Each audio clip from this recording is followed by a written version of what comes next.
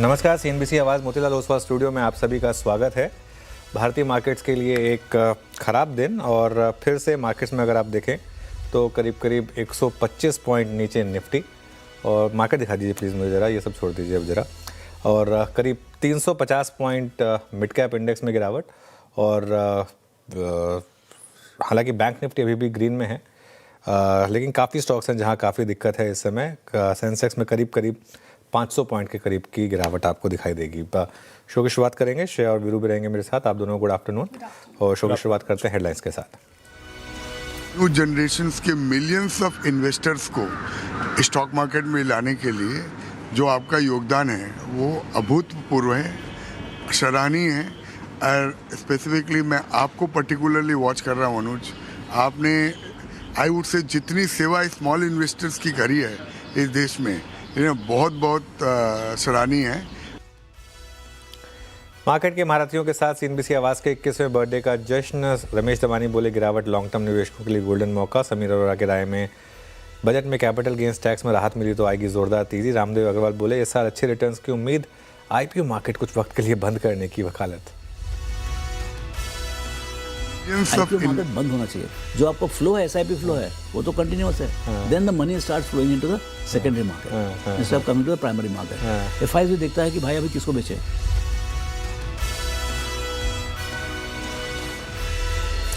Iran से कारोबार पर 25% एक्स्ट्रा टैरिफ के ट्रंप के ऐलान से बाजार की बड़ी फिक्र। वीकली एक्सपायरी के दिन निफ्टी ऊपरी स्तरों से लगभग 200 अंक लुढ़का 25,700 के नजदीक। बैंक निफ्टी में भी अपनी बढ़त गवाई, मिड कैप में गिरावट कायम। डिफेंस, रियल्टी, कंज्यूमर ड्यूरेबल और फार्मा में सबसे ज़्यादा दबाव। 1% से ज़्यादा फिसले चारों सेक्टर इंडेक्स। कंज्यूमर ड्यूरेबल्स में डिक्सन 5% से ज़्यादा गिरावट के साथ वायदा का टॉप लूजर बना। वहीं कैपिटल मार्केट शेयरों में सबसे ज़्यादा तेज़ी। एंजल वन, बीएससी और एमसीएक्स वायदा के टॉप गेनर्स में शुमार। कच्चे तेल की तेजी से अपस्ट्रीम ऑयल कंपनियों में जोरदार खरीदारी। 4% उछाल के साथ वायदा के टॉप गेनर्स में बना हुआ है ऑयल इंडिया। वहीं ओएनजीसी 2.5% ऊपर। निफ्टी और साथ ही सुबह बिग स्टॉक्स में दोनों ही स्टॉक्स का किया गया था सटीक एनालिसिस। कुवैत में 1 लाख करोड़ रुपए का बड़ा प्रोजेक्ट हाथ से निकलने की आशंका से एलएनटी में तेज गिरावट। शेयर 3% ज़्यादा फिसलकर निफ्टी के टॉप लूजर्स में हुआ शुमार। और टीसीएस और एचसीएल टेक के बाद बाजार को कल आने वाले इन्फोसिस के तिमाही नतीजों का इंतजार। फ्लैट रह सकता है कंपनी का डॉलर रेवेन्यू, मार्जिन्स पर हल्का दबाव मुमकिन। वहीं वायदा में शामिल एचडीएफसी, एएमसी और यूनियन बैंक भी पेश करेंगे अपने तिमाही नतीजे।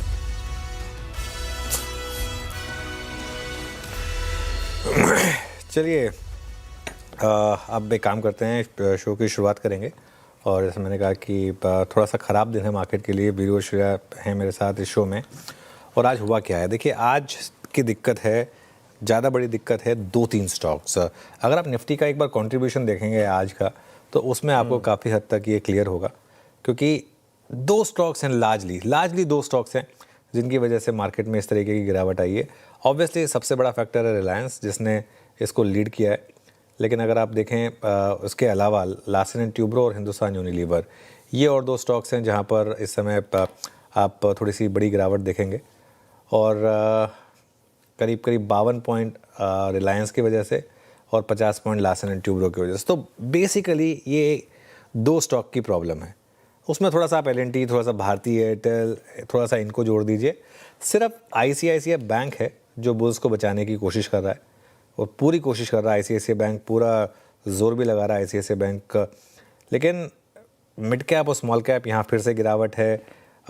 लेकिन इसके अलावा एक और चीज़ है, एसबीआई ने फिर ऑल टाइम हाई बनाया। तो कहीं ना कहीं ये मार्केट आपको ये बता रही है कि इस मार्केट में रहना कहाँ है आपको। अभी भी रिलेटिव स्ट्रेंथ, जी हाँ रिलेटिव स्ट्रेंथ, जहाँ पर स्टॉक्स अभी भी स्ट्रांग हैं, ऑल टाइम हाई बना रहे हैं, अर्निंग्स एक्सपेक्टेशन है कि बहुत अच्छी होंगी, वहीं पर रहना है बेसिकली। वहीं आपको मार्केट आज बता भी रहा है। पर श्रेया, वीरू, गुड आफ्टरनून। चलिए शो की शुरुआत करते हैं। बिल्कुल सर, गुड आफ्टरनून। और सही बात कही आपने, स्टॉक स्पेसिफिक मौके तो बाजार दे रहा है, लेकिन इंडिसेस जिस तरीके से परफॉर्म कर रहे हैं काफ़ी चिंताजनक। आज फिर से देखिए भारी बिकवाली होती हुई और जितनी भी बढ़त थी दिन के दौरान वो मार्केट ने गवाई और ब्रेथ भी खराब डिक्लाइंस के फेवर में आते हुए नजर आ रहे हैं। लेकिन सबसे बड़ा सवाल सर यही है कि कल हमने एक रैली देखी थी और आंखों को सुकून के साथ एक दिल में उम्मीद थी, करंट जागी थी, वो आज तो फेल हो गई। क्या मार्केट का सेंटिमेंट सच में अब ख़राब ही है? अब ऐसे में लेवल्स जिनको ट्रेड करना है इंडिसेस में, कौन से लेवल्स इंपॉर्टेंट होंगे निफ्टी और बैंक निफ्टी के लिए? नहीं देखिए, शायद मार्केट तो ख़राब है, इसमें कोई डाउट नहीं। इवन कल जब क्लोज हो रहे थे हम, तब भी हमने यही भी लिया था ना कि ये सिर्फ मरहम लगा है, अभी चोट बाकी है मार्केट की। और कल की रैली से ट्रेंड नहीं बदला था। कल मार्केट एक्सट्रीमली ओवरसोल्ड था, पुट कॉल रेशियो 0.6 पर था, एफआई 92%, 93% शॉर्ट थे, तो एक कवरिंग आनी थी। कवरिंग के लिए वो सर्जियो गौर की स्टेटमेंट ट्रिगर बन गई, लेकिन वो उसने ट्रेंड में नहीं तब्दील हुआ। ट्रेंड में कब तब्दील होगा? अगर आप 26,000 के ऊपर निकल जाएंगे, है ना, उसके ऊपर चले जाएंगे, 2-3 दिन आप डे हाई पर बंद होंगे, तब वो तब्दील होगा। अभी तो हमारे लिए रिस्क रहेगा कि कल का लो ना टूट जाए। सबसे बड़ा रिस्क ये रहेगा, कल का लो अगर टूट गया श्रेया, तो बहुत बड़ा नेगेटिव होगा मार्केट के लिए। वो लो था करीब 25,500, थोड़ा ही नीचे था, 25,470 के करीब था आई थिंक, मेरे ख्याल से। और सिर्फ शॉर्ट कवरिंग वाली रैली नहीं टिकेगी। अच्छा, एक और चीज़ है, दिक्कत क्या आ रही है कि बड़े बड़े स्टॉक्स में लोग फंसे हुए हैं इस समय। जिस तरीके से स्टॉक्स गिर रहे हैं, जैसे कि ट्रेंड का स्टॉक देख लीजिए आप, आज का ट्रेंड का चार्ट लेकर आइए, फ्रेश 52 वीक लो, और सोचिए कितने लोग यहाँ पर फंसे पड़े हैं, क्योंकि वो कब से एवरेज कर रहे हैं, क्योंकि उनको लग ही नहीं रहा था कि ट्रेंड इतना गिर सकता है, तो वो एवरेजिंग कर रहे हैं इस तरीके के स्टॉक में। इसने आज 52 वीक लो जड़ दिया, तो अब क्या ही कर लेंगे आप, इसमें बताइए। देखिए, ट्रेडिंग पोजीशंस को थोड़ा हल्का रखिए। और एक चीज़, कल सर्जियो गौर साहब आके बोल गए कि बातचीत होगी। अब ऑब्वियसली बातचीत होगी का मतलब ये नहीं कि आज की आज ट्रेड डील हो जाएगी। आई थिंक थोड़ा सा इन चीज़ों को समझने की ज़रूरत है। और आज मैं एक जगह कहीं सुन रहा था कि ट्रेड डील कह रहे हैं कि शायद इस साल में एट सम पॉइंट होगी। अब ये साल तो, ये तो शुरू हुआ है इस साल, अब वो दिसंबर में होगी, जुलाई में होगी, कब होगी ये पता नहीं। और आज एक और उन्होंने गूगली फेंक दी, वो ईरान वाली खबर डालकर। उसमें भी कहीं ना कहीं ये लग रहा है कि भारत को टारगेट किया जा रहा है, क्योंकि भारत का ईरान के साथ काफ़ी बिजनेस है। तो उस हिसाब से देखिए, निफ्टी पर जहाँ तक मेरा मानना ये है कि निफ्टी में सपोर्ट रहेगा आपका 25,550 से 25,650 का। श्रेया, आज का लो 25,627 है। मैं कल के लो की बात नहीं कर रहा हूँ, 25,473 की, क्योंकि वो एकदम पैनिक लो था इसके लिए। और रेजिस्टेंस रहेगी करीब 25,750 से 25,850 के बीच। बैंक निफ्टी की जहाँ तक बात है, बैंक निफ्टी में 59,000 से 59,200 पर सपोर्ट है। कल का लो 58,800 से 59,000 था, उसके जस्ट ऊपर। और रेजिस्टेंस रहेगी वहीं जहाँ पर मार्केट आकर कल भी अटका, आज भी अटका। हालांकि आज बैंक निफ्टी ने टेक्निकली एक हायर हाई और हायर लो बनाया है। रेजिस्टेंस रहेगी 59,500 से लेके 59,800 के बीच में बैंक निफ्टी में, जो कि कल के हाई और आज के हाई के बीच का बेसिकली जोन रहेगा। आप चलिए वीरू के पास चलते हैं और जानते हैं कि आज स्टॉक स्पेसिफिक एक्शन कैसा रहा। उसके बाद वीरू से कविता भी सुनेंगे, लेकिन पहले वीरू से आज का स्टॉक स्पेसिफिक एक्शन सुन लेते हैं। जी वीरू। बिल्कुल अनुज, ये क्रूड में जो तेज़ी है उसके कारण शायद ऑल इंडिया जैसे ड्राइव कर रहे हैं। अदरवाइज आई थिंक ये शायद सिर्फ वो एक फैक्टर है, लेकिन अगर आप इसे एक्यूट स्ट्रेंथ कहें ना जिसे, तो वो है बैंक्स। और आईसीआईसीआई बैंक हमें परसों की हल्की सी कमजोरी के बाद, मतलब जब ये रिवर्सल था इसमें, जब निफ्टी बैंक कोलैप्स हुआ, इसमें एक बार फिर से लॉन्ग्स विजिबल हैं। कल भी इसमें लॉन्ग्स विजिबल थे, और कल की लॉन्ग्स के मुताबिक ये अभी भी डे हाई पे ट्रेड कर रहा है 1435 पे। एक्सट्रीम स्ट्रेंथ यहाँ पर, प्लीज वाई रखिएगा स्क्रीन पे।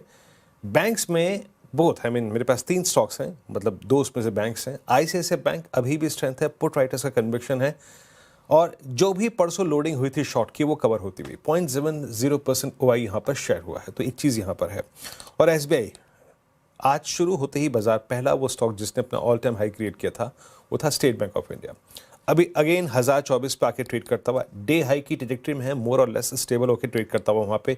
और यहाँ पर भी लोअर स्ट्राइक्स में स्पेशली 1000 के आसपास पुट राइटर्स का कन्विक्शन जो है वो विजिबल है। और वो कहते हैं ना, प्रत्यक्ष को प्रमाण की जरूरत नहीं है, सांच को आँच क्या। सिंपली BSE अनुज, बहुत ही स्ट्रॉन्ग कन्विक्शन इस स्टॉक में। और मैं 2 दिन से इसके वाई पैटर्न को देख रहा हूँ, पुट राइटर्स को देख रहा हूँ। 2800 नीचे की स्ट्राइक्स में 2700 तक की जितनी स्ट्राइक्स हैं, सब में काफ़ी स्ट्रॉन्ग पुट राइटिंग। तो ये 3 स्टॉक्स जो हैं जिनमें कन्विक्शन दिख रहा है। अनुज, नो डाउट अबाउट दैट, जैसे कि अपनी कमेंट्री में आपने कहा कि कन्विक्शन नहीं है बाजार में, अभी भी घाव लगा हुआ है। दैट्स जस्ट सिंपली थोड़ा सा कल मरहम लगाया था, बट कहीं रिलेटिव स्ट्रेंथ दिखाई दे रही है आपको। और उस रिलेटिव स्ट्रेंथ को देखते हुए क्या पहला नाम जो जहन में आ रहा है वो बैंक्स हैं, और ये आईसीआईसीआई बैंक, एसबीआई? बिल्कुल, आईसीआईसीआई बैंक में तो खैर काफ़ी स्ट्रेंथ है वीरू। आईसीआईसीआई बैंक अगर आप देखें तो एक कुछ स्ट्रीट यहाँ पर आपको एक बता रही है कि कुछ तो बड़ा एक्सपेक्ट कर रही है स्ट्रीट इस सैटरडे को। ये मामला सिर्फ नंबर्स का नहीं है। आप देखिए, संदीप बख्शी साहब का टर्म जो है ना वो अक्टूबर 2026 में ख़त्म हो रहा है। अब अक्टूबर 2026 में उनका टर्म अगर ख़त्म हो रहा है तो कहीं ना कहीं यहाँ पर उनको फैसला लेना होगा कि वो आगे एक्सटेंशन सीक कर रहे हैं या नहीं कर रहे हैं, और अगर नहीं तो फिर कोई और नया ऑब्वियसली कैंडिडेट ढूंढना पड़ेगा। बैंक के लिए बेस्ट तो ये होगा कि सीधा संदीप बख्शी साहब को ही 3 साल का एक्सटेंशन मिल जाए, 3 या 2 साल का। तो कुछ ना कुछ मार्केट ये चीज़ आई थिंक प्राइसिंग करने की कोशिश कर रहा है। स्टॉक अगर आप देखें तो लगातार 200 डे मूविंग एवरेज के ऊपर रहा है ये, अपने 52 वीक हाई से अभी भी थोड़ा नीचे है 1500 के। नंबर्स कैसे आएंगे, आई थिंक कहीं ना कहीं मार्केट ये भी एक्सपेक्ट कर रहा है कि शायद नंबर्स भी ICICI बैंक के अच्छे हों।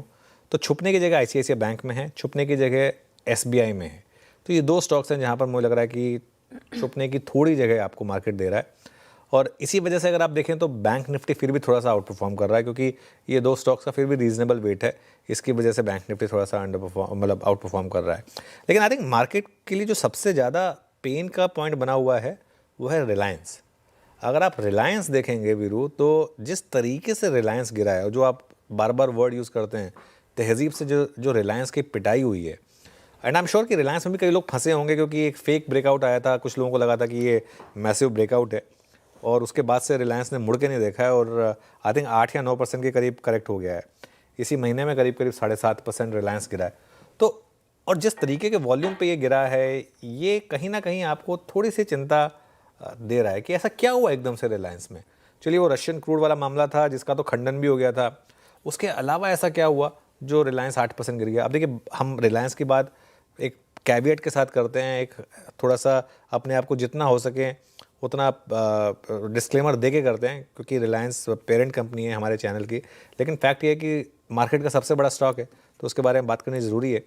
तो एक तरफ रिलायंस है और एक तरफ ICICI बैंक, एंड ऑब्वियसली क्योंकि रिलायंस का वेट ज़्यादा है तो इसके लिए वो, जैसे वो पिक्चर आई थी ना, हद कर दिया आपने, उसमें बोलता है अगर मेरा वेट ज़्यादा है तो मेरी बात का वेट भी ज़्यादा होगा। तो ऐसे ही रिलायंस का वेट ज़्यादा है तो उसका कंट्रीब्यूशन भी ज़्यादा है डाउन साइड पर। तो ये थोड़ा सा एक आज मार्केट पर उसका एक इम्पैक्ट है। चलिए, एक श्रेया के पास चलते हैं और उसके बाद एक वीरू की स्पेशल शायरी लाइंड अप है हमारे बर्थडे के लिए, वो भी सुनेंगे। लेकिन पहले थोड़ा बिजनेस निपटा लेते हैं श्रेया। बिल्कुल, हाँ, मैं भी इंतजार कर रही हूँ वीरू जी की शायरी सुनने के लिए। लेकिन सर, अभी रिलायंस और ICICI बैंक पर चर्चा कर ली, जहाँ रिलायंस ड्रैग करता हुआ वही बैंकिंग स्पेस से ICICI और SBI बचाने की कोशिश में। लेकिन जिस तरीके से L&T टूटा आज, वीरेंद्र जी ने सबसे पहले बताया कि L&T में गिरावट हावी होती हुई 4% से ज़्यादा का डेंट। आगे और समझेंगे शो में, लेकिन सर मैं आपसे समझना चाहूँगी क्यों टूटा है और इस गिरावट को कैसे देख रहे हैं आप, और क्या करना चाहिए इस पर्टिकुलर काउंटर में। देखिए श्रेया, लार्सन एंड ट्यूब्रो में जो आज हुआ है वो कहीं ना कहीं एक रिस्क ओपन कर रहा है, क्योंकि वेस्ट एशिया एक बड़ा बिजनेस है लार्सन एंड ट्यूब्रो के लिए, और स्पेशली इनके जो हाइड्रोकार्बन सेगमेंट है और बाकी जो सेगमेंट्स हैं उसमें एक बड़ा बिजनेस इनका वेस्ट एशिया से आता है। तो इन दैट सेंस अगर बाकी में इनके कुछ प्रोजेक्ट्स को लेकर रिस्क ओपन होगा तो वो मार्केट बिल्कुल नहीं चाहता है। और आज जिस तरीके के वॉल्यूम पर ये स्टॉक गिरा है L&T, थोड़ी तो कंसर्न है। ऐसे मतलब इसको आप वॉश अवे नहीं कर सकते, क्योंकि ये स्ट्रॉन्ग स्टॉक था, इसके नंबर्स भी अच्छे आ रहे थे, सब कुछ ठीक था। तो उस सेंस में ये थोड़ा सा एक रिस्क ओपन कर रहा है मार्केट के लिए। मार्केट के पास ऑलरेडी इतने सारे दिक्कत के पॉइंट्स हैं, उसमें ये एक और जुड़ जाएगा अगर, तो थोड़ी सी दिक्कत और बढ़ जाएगी। होपफुली ऐसा ना हो।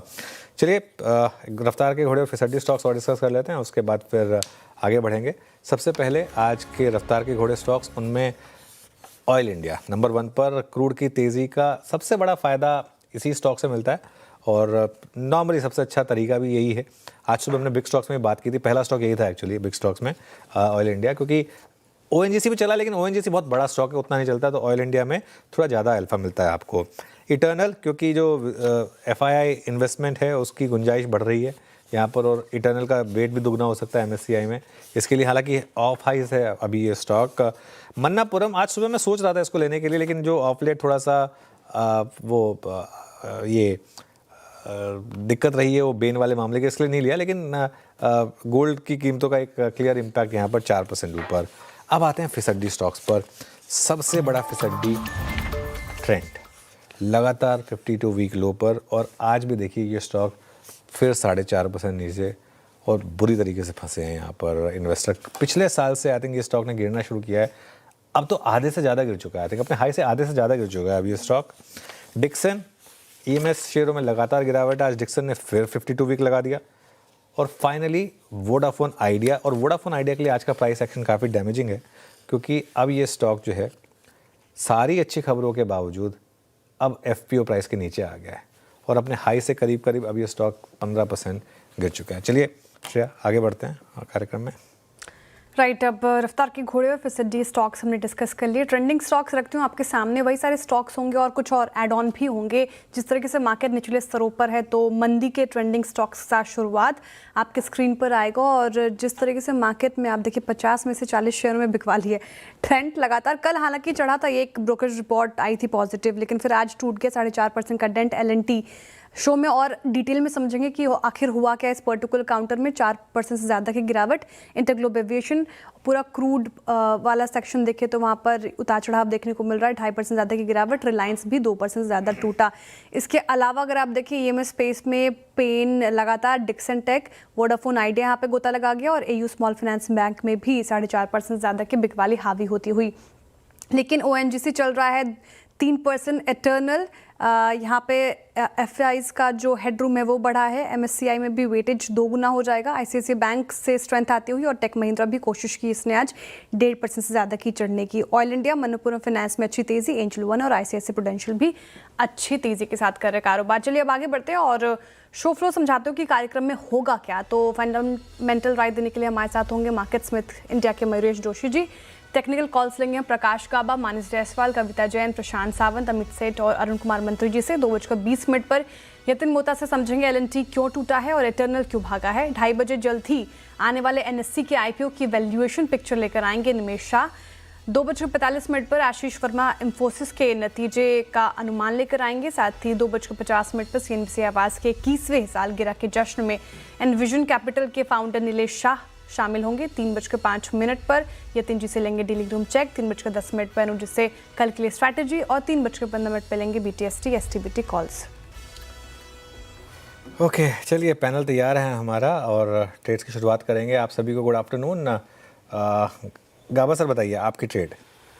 गुड आफ्टरनून टू यू, सभी पैनलिस्ट को गुड आफ्टरनून। स्टॉक का नाम है टेक महिंद्रा। यहाँ पर रेसिलियंस दिखा रहा है डाउन साइड में। Tech Mahindra basic chart structure positive है, ट्रेड कर रहा है 1610 के हिसाब। मेरे ख्याल से स्टॉप लगाना चाहिए 10 रुपए का, 1600 रुपए का। टारगेट 1630, 1630 पॉसिबल है टेक महिंद्रा।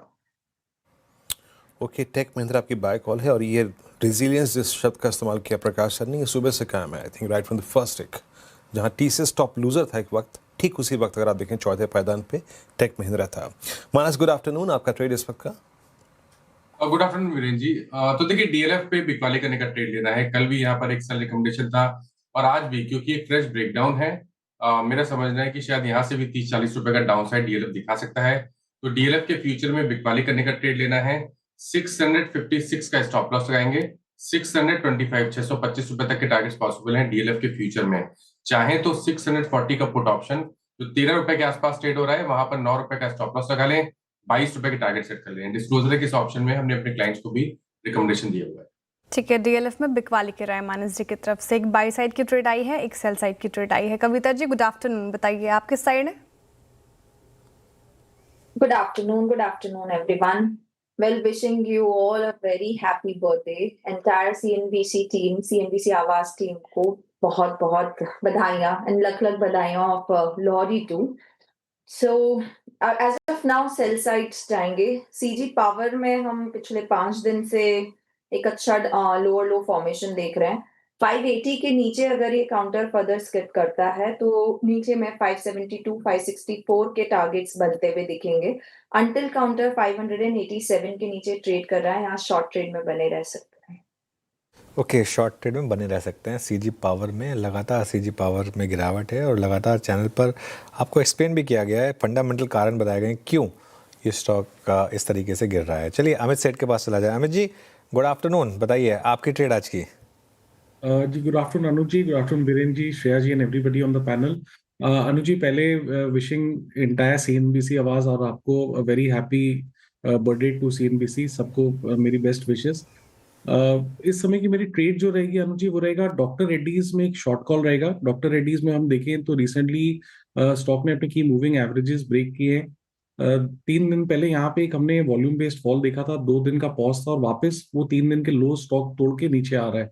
तो यहाँ पे प्रेशर बना हुआ है। फ्यूचर्स में प्राइस है 1193 का, 1193 का, इसे शॉर्ट करें। टारगेट रहेगा 1160 का और स्टॉप लॉस रहेगा 1210 का।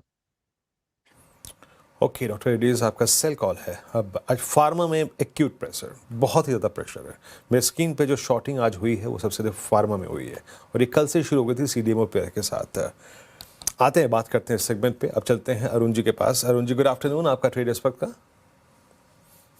वीरेन जी गुड आफ्टरनून। वीरेन जी, शॉर्ट के साथ ही जाना चाहेंगे। ओवरऑल मुझे लग रहा है मार्केट में वीकनेस 1 से 2 दिन और कंटिन्यू रह सकती है, तो सीमेंस में शॉर्ट करने की सलाह है। सीमेंस को फ्यूचर्स को शॉर्ट करें, 2942 के आसपास चल रहा है। 2965 का स्टॉप लॉस रहेगा वीरेन जी, और नीचे में 2900 तक के टारगेट आ सकते हैं। तो ओवरऑल कैपिटल गुड्स सेगमेंट में ही प्रेशर है, मुझे लग रहा है सीमेंस में भी एक प्रेशर और बन सकता है। Okay, capital good space pressure में और सीमेंट्स में यहाँ पे और बिकवाली की राय आती हुई अरुण कुमार मंत्री जी की तरफ से। टेक्निकल कॉल्स पूरे हो गए हैं, एक एक करके आपके स्क्रीन पर रखते हैं। फटाफट से टारगेट और स्टॉप लॉस जॉट डाउन कर लें। गाबा सने टेक महिंद्रा, एक बाई साइड की ट्रेड आई है सिर्फ गाबा के स्तर की तरफ से। कह रहे टेक महिंद्रा खरीदारी कर सकते हैं, 1630 के टारगेट देख रहे हैं, वो 1600 का स्टॉप लॉस लगाना है। मानस जी ने डीएलएफ को सेल करने की बात कही है और यहाँ पर बिकवाली कीजिए। टारगेट नीचे के 625 के और 656 का स्टॉप लॉस लगाना है और इसका पुट ऑप्शन भी आप उसमें पार्टिसिपेट कर सकते हैं। अगर उसके टारगेट स्टॉप लॉस है तो वो भी रख दीजिए। ये रहा 22 के टारगेट है, 9 का स्टॉप लॉस लगाना है आपको। कविता जी कह रही है सीजी पार में लगातार 5 दिनों से बिकवाली हावी होती हुई और गिर सकता है ये स्टॉक, और सीएनबीसी आवाज ने लगातार आपको बताया है कि क्यों गिर रहा है और क्यों बिकवाली हावी। 560 के नीचे के टारगेट है, 546 का स्टॉप लॉस मेंटेन कीजिए। अमित जी कह रहे हैं कि फार्मा स्पेस में पेन है, डॉक्टर रेड्डीज यहाँ से और टूट सकता है, तो 1160 के नीचे के टारगेट हैं, आप बिकवाली कर सकते हैं और 1210 का स्टॉप लॉस लगाना है। इसके अलावा अरुण जी ने भी सीमेंट्स पर बिकवाली की राय रखी है। कैपिटल गुड स्पेस में हावी हो तो ही बिकवाली और 2900 के नीचे के टारगेट हैं, 2965 का स्टॉप लॉस लगाइए। लेकिन ऐसे मार्केट में कहाँ पे इन्वेस्टमेंट आइडिया हो सकता है, ये मयूरेश जोशी जी से समझ लेते हैं। मयूरेश जी, गुड आफ्टरनून और स्वागत है आपका कार्यक्रम में। बताइए कौन सा स्टॉक सुझाएंगे आज? Afternoon Shreya ji, afternoon Anuj ji, afternoon Viru ji and afternoon to everyone on the panel. तो पहले तो आपको 21 वर्ष की ढेर सारी शुभकामनाएं। आई थिंक द चैनल, जैसे हमने सुबह आपको सबको मैसेजेस भी लिखे थे, has been a beacon of financial information, investor education, और 21 सालों में आपने आई थिंक कई कई लाखों इन्वेस्टर्स को आई थिंक एजुकेट और एम्पावर किया है। तो many kudos and many more to come. जहां तक सेक्टर्स का सवाल रहा है, मुझे लगता है आई थिंक जैसे वीरू जी बता रहे थे, I think selective banks, PSU banks in general, थोड़े एफएमसीजी स्टॉक्स और सर्टेन फार्मा स्टॉक्स, ये थोड़े सेफ हेवन सेक्टर्स बन सकते हैं जब मार्केट्स एक वॉलेटाइल फेज से आते हैं, गुजरते हैं। और इसलिए ये तीनों सेक्टर्स में थोड़ी एक relative strength compare to the rest of the sector शायद देखी जा रही है। और इसलिए हमें लगता है I think with in pharma Alkem labs, ये एक स्टॉक हमारे रडार पे, हमारे वॉच लिस्ट पे है। जो कंपनी के डायनामिक्स रहे हैं अब तक इन terms of revenue growth, I think वहां पे एक कंसिस्टेंसी हम अज्यूम कर रहे हैं, ना सिर्फ तीसरे तिमाही में but in the coming quarters as well शायद पोस्ट करें। जो इनकी पाइपलाइन है, आई थिंक काफी स्ट्रॉन्ग पाइपलाइन है in terms of expectations of monetisation of that pipeline and commercialisation itself. जैसे अप्रूवल्स मिलेंगे, हमें लगता है आई थिंक जो मार्जिन्स ये अप्रूवल पाइपलाइन के लिए रह सकते हैं, क्योंकि कुछ कुछ एक स्पेशल एफटीएफ्स है जिसकी वजह से मार्जिन्स में भी एक सुधार देखा जा सकता है और अल्टीमेटली फ्री कैश फ्लोज में ठीक ठाक एक ग्रोथ देखी जा सकती है। तो जैसे हम रेटिंग रैंकिंग्स देख रहे हैं, हमें लगता है आई थिंक ये 3 सेक्टर प्रॉब्ली थोड़े स्टैंड आउट कर रहे हैं रिलेटिवली, जैसे हमेशा करते हैं वोलेटाइल मार्केट में। एल्केम लैब शायद थोड़ा स्टैंड आउट कर रहा है, ये हमारे वॉच लिस्ट पे रहेगा। ओके, एल्केम लैब्स ये हो गई मयूरेश जी के पिक का। चलिए, मार्केट में वैसे ट्रेड्स ज़्यादा है नहीं और जितनी ट्रेड्स आप लेंगे उतना ज़्यादा लॉस का रिस्क है एक्चुअली। तो इसके लिए थोड़ा सा कुछ और एक इंटरेस्टिंग काम करते हैं। थोड़ी सी लिबर्टी ले रहा हूँ मैं, हालांकि मार्केट आवर्स हैं, लेकिन सीएनबीसी आवाज़ का 21वां जन्मदिन है और वीरू ने एक बहुत शानदार कविता लिखी है। तो एक बार वीरू की जवानी वो कविता सुन लेते हैं। वीरू, सुनाइए। बिल्कुल अनुज, जैसे कि मैंने कहा था कि भले ही CNBC आवाज़ के पहले दिन में उनके साथ नहीं था, लेकिन ब्रोकिंग में था, देखा था मैंने वो दिन बखूबी याद है मुझे। आपको देखता रहा, फिर इस चैनल का एक अंश बना मैं, और आज भी हूँ, इस बात का गौरव है मुझे। तो इस लगभग 21 साल के सफ़र को चंद पंक्तियों में पिरोया रखता हूँ आपके सामने, गौर फरमाइएगा कि उम्र छोटी है मेरी, कि उम्र छोटी है मेरी, पर तजुर्बा बड़ा है ये ख्याल रहे, 21 साल मेरे यूं ही नहीं बेमिसाल रहे, कि 21 साल मेरे यूं ही नहीं बेमिसाल रहे। न जाने कितनी बैलेंस शीट देखी मैंने, रेजिस्टेंस सपोर्ट खंगालता रहा हूँ मैं, जब भी कभी आया गम का दौर, सेंटीमेंट संभालता रहा हूँ मैं। 2000 की चोट भी झेली, कोविड का दौर भी देखा है, गौर से देखो मेरे हाथ में, न जाने कितनी आड़ी तिरछी रेखा है। 1900 वाला निफ्टी 2600 का हो गया, कि 1900 वाला निफ्टी 2600 का हो गया, हाँ कुछ मसलों में फंसा है, न जाने कहाँ खो गया, कि न जाने कहाँ खो गया। पर लिख के ले लो ये कि ऐसा दौर आया और चला भी गया, आए और चले भी गए। मेरा तजुर्बा यही कहता है, इस खेल में जीतता वही है जो बना रहता है, जो बना रहता है। यकीन मानो मैं यहीं रहूँगा तुम्हें तरक्की की कहानी सुनाने के लिए। अभी बहुत कुछ है मेरे पास तुम्हें बताने के लिए, अभी बहुत कुछ है मेरे पास तुम्हें बताने के लिए। अनुज, वाह, शानदार शानदार कविता लिखी वीरू, और ये वीरू की स्पेशल टैलेंट ऑफ कोर्स। और 1900 से 26,000, वो वीरू शायद आप एक्साइटमेंट में 2600 बोल गए, लेकिन 26,000 बिल्कुल 26,000 का वो सफर। 13 जनवरी को 1900 का भाव था जब CNBC आवाज़ लॉन्च हुआ। बिल्कुल 1900 था तब निफ्टी का भाव, और आज 26,000 है। और जो बात वीरू ने कही, देखिए ये चैनल के पर्सपेक्टिव से है, क्योंकि इस चैनल में देखिए हमसे पहले भी लोग थे, हमारे बाद भी लोग होंगे, लेकिन इस चैनल का DNA वही रहा है कि कैसे कंज्यूमर को किंग बनाया जाए और कैसे हमारे व्यूअर को एक पावर प्रोवाइड की जाए। तो ये उस हिसाब से अभी भी वैसा का वैसा इंटैक्ट रहेगा। आप यतिन, आप कुछ कहना चाहेंगे वीरू की कविता पर? वीरू की कविता जो है, इस मार्केट में काफ़ी वॉलेटिलिटी भरी हुई है। जिस तरीके से मार्केट आँख मिचौली खेल रहा है, कल एक ट्रेंड था, आज अलग ट्रेंड है। तो वीरू ने उस तरीके से बयां किया है बहुत ही सरल शब्दों में कि जिस तरीके से मार्केट की वॉलेटिलिटी है, जिस तरीके से बाज़ार में उतार चढ़ाव है, शायद आपको मौके ढूंढने चाहिए। और वही बाज़ार का रूल है कि हर तेज़ी में, हर मंदी में मौके ढूंढने की जो साख मिलती है वो आवाज़ के द्वारा मिलती है। बिल्कुल, देखिए मैं एक चीज़ बिल्कुल ऐड करूँगा यहाँ पर, क्योंकि इसका सबसे बड़ा एग्जाम्पल रहेगा last year. I think last year की शुरू से हम मिड कैप और स्मॉल कैप पर इस चैनल पर एक कॉशियस व्यू लिया गया था, और लगातार ये बात की गई थी कि मिड कैप और स्मॉल कैप काफ़ी रिस्की हो गए हैं। IPOs पर सिर्फ 1 या 2 IPO को छोड़कर बाकी सभी IPOs को लेकर क्लियरली आपको वार्न किया गया था कि इस समय बहुत ख़राब क्वालिटी के IPO आ रहे हैं, उनमें फंसे नहीं आप। और ये मैं कहीं ना कहीं ये चीज़ मैं ज़रूर कहूँगा कि एटलीस्ट अगर आप CNBC आवाज़ देख रहे हैं तो देखिए, अब स्टॉक्स तो सभी गिरते हैं, तो ऑब्वियसली जब बेयर मार्केट आती है तो लेकिन कम से कम ये चीज़ मैं तसल्ली के साथ कह सकता हूँ कि रिलेटिवली CNBC आवाज़ पर जो स्टॉक्स की बात होती है उसमें आपका लॉस काफ़ी कम रहा होगा, अगर लॉस होगा भी तो, कंपेयर टू कहीं और अगर आपने कुछ ऐसे स्टॉक्स में इन्वेस्ट किया होगा जो बस तेज़ी की मार्केट के घोड़े थे बेसिकली। इस चीज़ को मैं कॉन्फिडेंस के साथ कह सकता हूँ। शुक्रिया वीरू, बहुत अच्छी कविता लिखी है आपने, और आगे इस टैलेंट पर अपने और काम करते रहिए। चलिए एक काम करते हैं, अब वापस आते हैं बैक टू बिजनेस, और 2 स्टॉक्स की बात करेंगे। L&T निफ्टी का टॉप लूज़र और इटर्नल निफ्टी के टॉप गेनर्स में शुमार। क्यों है इन दोनों शेयरों में इस तरीके का एक्शन, ये जान लेते हैं यतिन से। यतिन बताइए।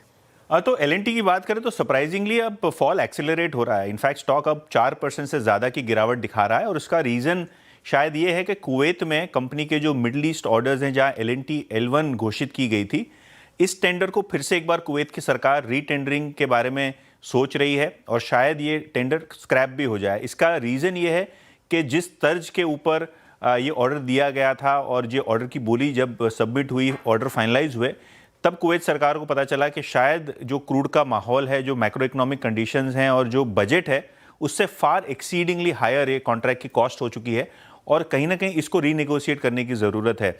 और कहीं ना कहीं ये जो ऑयल एंड गैस के बड़े प्रोजेक्ट्स थे, जहाँ L&T के पास लगभग $4.5 बिलियन आने की उम्मीद थी, $4.5 बिलियन कि अगर आप गिनती करें तो 40,000 करोड़ से ज़्यादा के ऑर्डर्स कुवैत से मिलने वाले थे और कहीं ना कहीं अब उस पर एक हैंगओवर लग गया है, जिसके चलते स्टॉक में आप 4% की गिरावट देख रहे हैं। और शायद बाजार ये भी मान के चल रहा है कि मीना रीजन यानी जो मिडल ईस्ट रीजन है, शायद यहाँ ऑयल एंड गैस के केपेक्स में कमी आए या इसी तरीके से रीनिगोशिएशन हो, तो L&T एक स्टॉक फोकस में, और कहीं ना कहीं इस न्यूज़ के बाद थोड़ा बहुत स्टॉक में आपको प्रेशर देखने को मिल रहा है। हालांकि जोमेटो यानी इटर्नल, ये स्टॉक में ज़बरदस्त मोमेंटम है। सुबह ही गैप अप स्टॉक हुआ था और इसका रीज़न था येस्टरडे शाम को 4 बजे कंपनी ने अपनी शेयर होल्डिंग पैटर्न अपलोड की और नई शेयर होल्डिंग पैटर्न के मुताबिक जो फॉरेन हेडरूम था, जो पहले 20% था पिछले क्वार्टर, ये क्वार्टर वो बढ़ के 26% हो गया है। और क्योंकि फॉरेन हेडरूम बढ़ा है, MSCI शायद इस बार के रिव्यू में इटर्नल का वेट डबल कर सकती है, और अगर ये वेट डबल हुआ तो लगभग 4,000 करोड़ की खरीदारी आपको इटर्नल के शेयर में देखने को मिल सकती है FIs द्वारा, और शायद इसीलिए काउंटर अभी भी मजबूती दिखा रहा है। ओके, शायद इसीलिए काउंटर अभी भी मजबूती दिखा रहा है। तो L&T में वीकनेस और इटर्नल में स्ट्रेंथ। शुक्रिया यतिन। मयूरेश जी, ये लार्सन एंड ट्यूब्रो थोड़ा सरप्राइजिंग हो गया, अब जो एक्सटेंट ऑफ फॉल है ऑलमोस्ट 5%, क्या व्यू रहेगा इस स्टॉक पर? तो अगर ये बात की हम एक जायजा लें तो कहीं ना कहीं अगर आप इंटरनेशनल ऑर्डर बुक देखते हैं L&T की, तो दैट कॉम्प्रिहेंड्स अराउंड 20 to 25%, और ये ऑर्डर जो है वो काफी सब्सटेंशियल ऑर्डर है of its international order book का। तो अगर ये रद्द होती है तो कहीं ना कहीं एक जो EPS इम्पैक्ट है वो आ सकता है, but it's not, we are not sure exactly हुआ क्या है। तो I think we should probably wait for news a to come back. और दूसरा, अगर रीटेंडरिंग होती है तो आई थिंक ये रीजन में I think the most competitive player remains L&T as we speak to probably pick up a big order like this। इसलिए अगर रीटेंडरिंग होती भी है तो शायद L&T के जीतने के चांसेस उतने ही हाई हैं।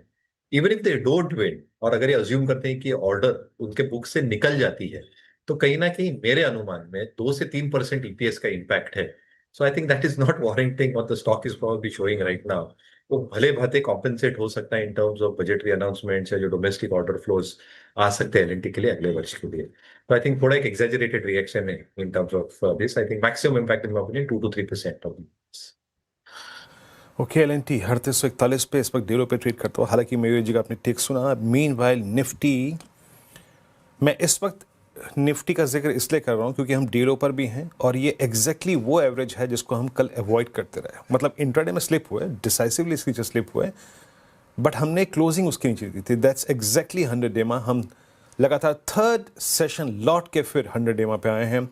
और अनुज, ये प्राइस मैसेज क्लियर है। आपको याद होगा कल हम बात भी कर रहे थे कि भाई 25,800 पे हम नहीं जा रहे हैं, और जब मुझे तो अनुज तब एक फीलिंग आई कि FIs के फिर वही मतलब 1200 करोड़ रुपए की सेलिंग, इंडेक्स की 193 की शॉर्ट, जब तक मटेरियल नहीं होगा, आई मीन अर्निंग्स या फिर जब तक ट्रेड डील आपके पास नहीं होगी, तब तक हायर लेवल्स पे बार बार ये सेलिंग का रिस्क रहेगा। इसका क्लियर मैसेज है ये स्कैंडल का और इस बिहेवियर का।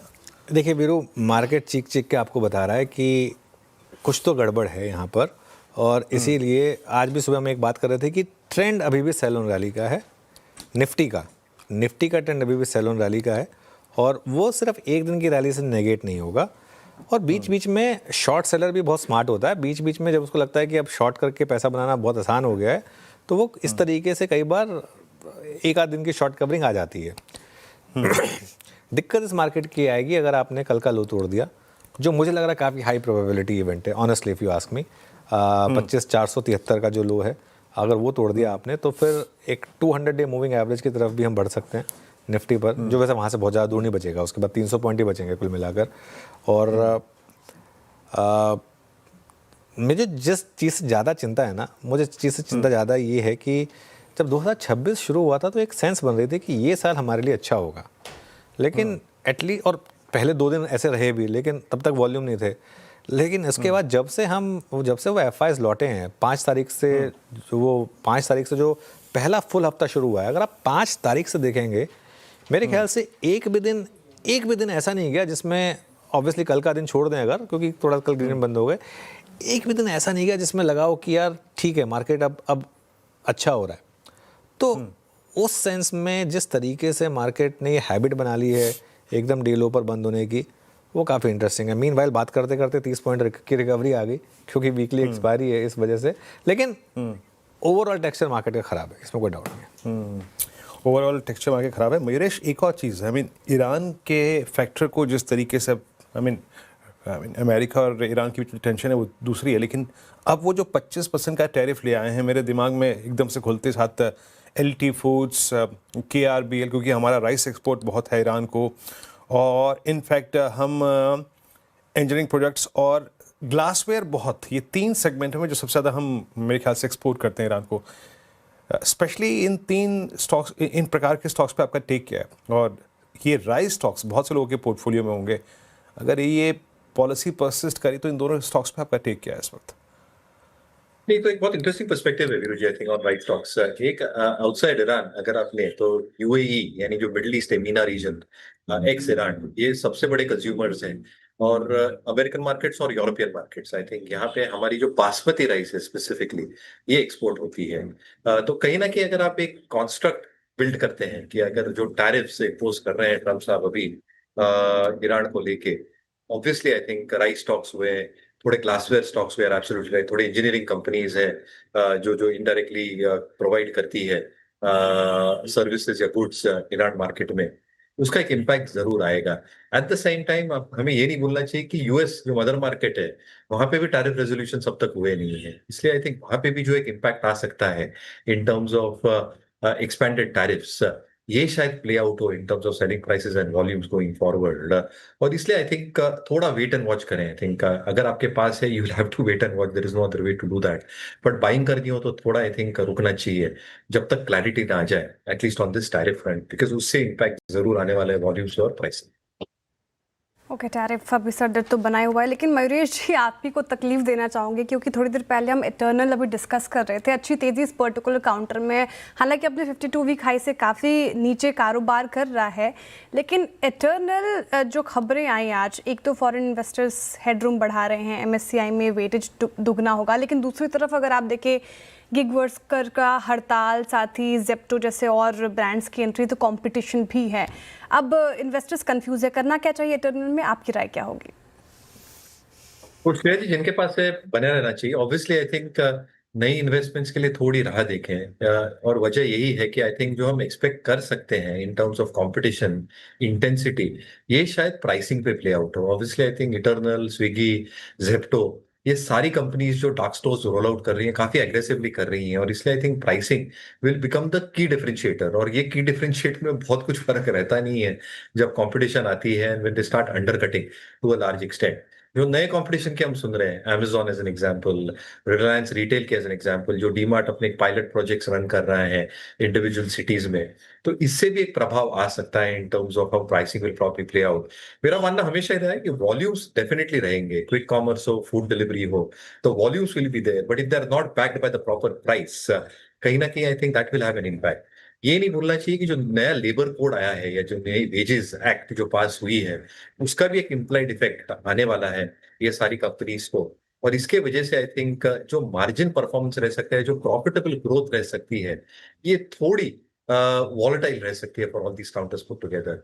Last but not the least, I think valuation stack up करें तो I think these stocks are not cheap compared to a lot of nifty 50 stocks itself, जो कोर बिजनेसेस में इंजीनियरिंग हुआ, IT हुआ, R&D हुआ, science हुआ, pharmaceuticals हुआ, और इसलिए मुझे लगता है आई थिंक एक वेटेड वॉच अडॉप्ट करना चाहिए। जिनके पास है बने रह सकते हैं, नए इन्वेस्टमेंट्स के लिए राह दीजिए। वेट एंड वॉच रखिए, अगर है तो बने रहें, वरना नई इन्वेस्टमेंट अभी ना करें।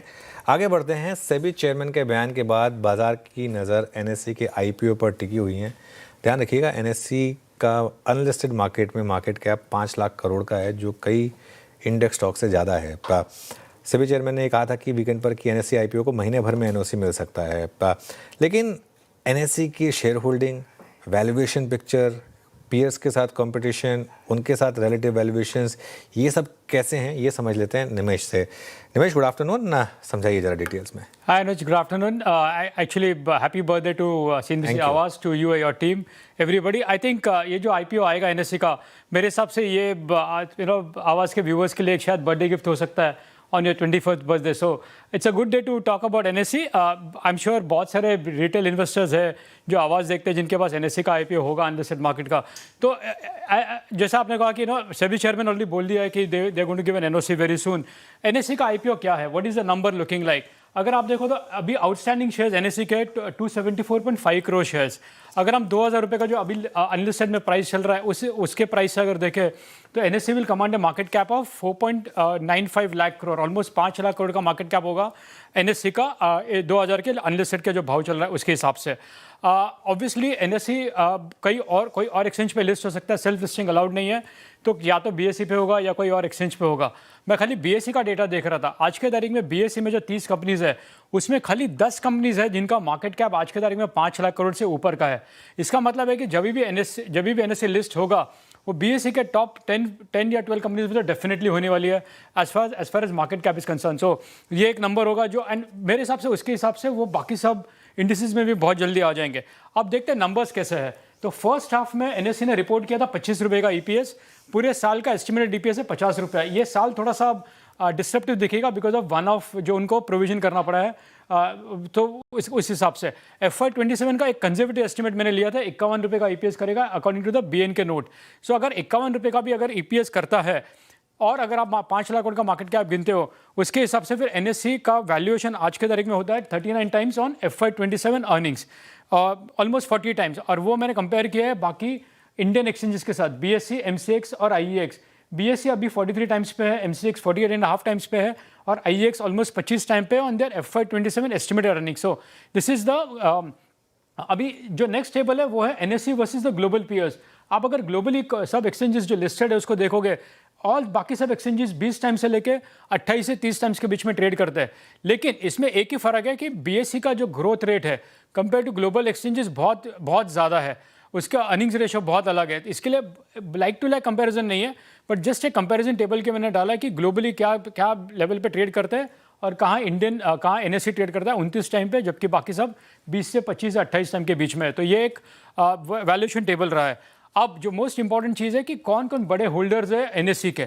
सबसे बड़ा होल्डर है LIC जो 10% से ज़्यादा ओन करता है।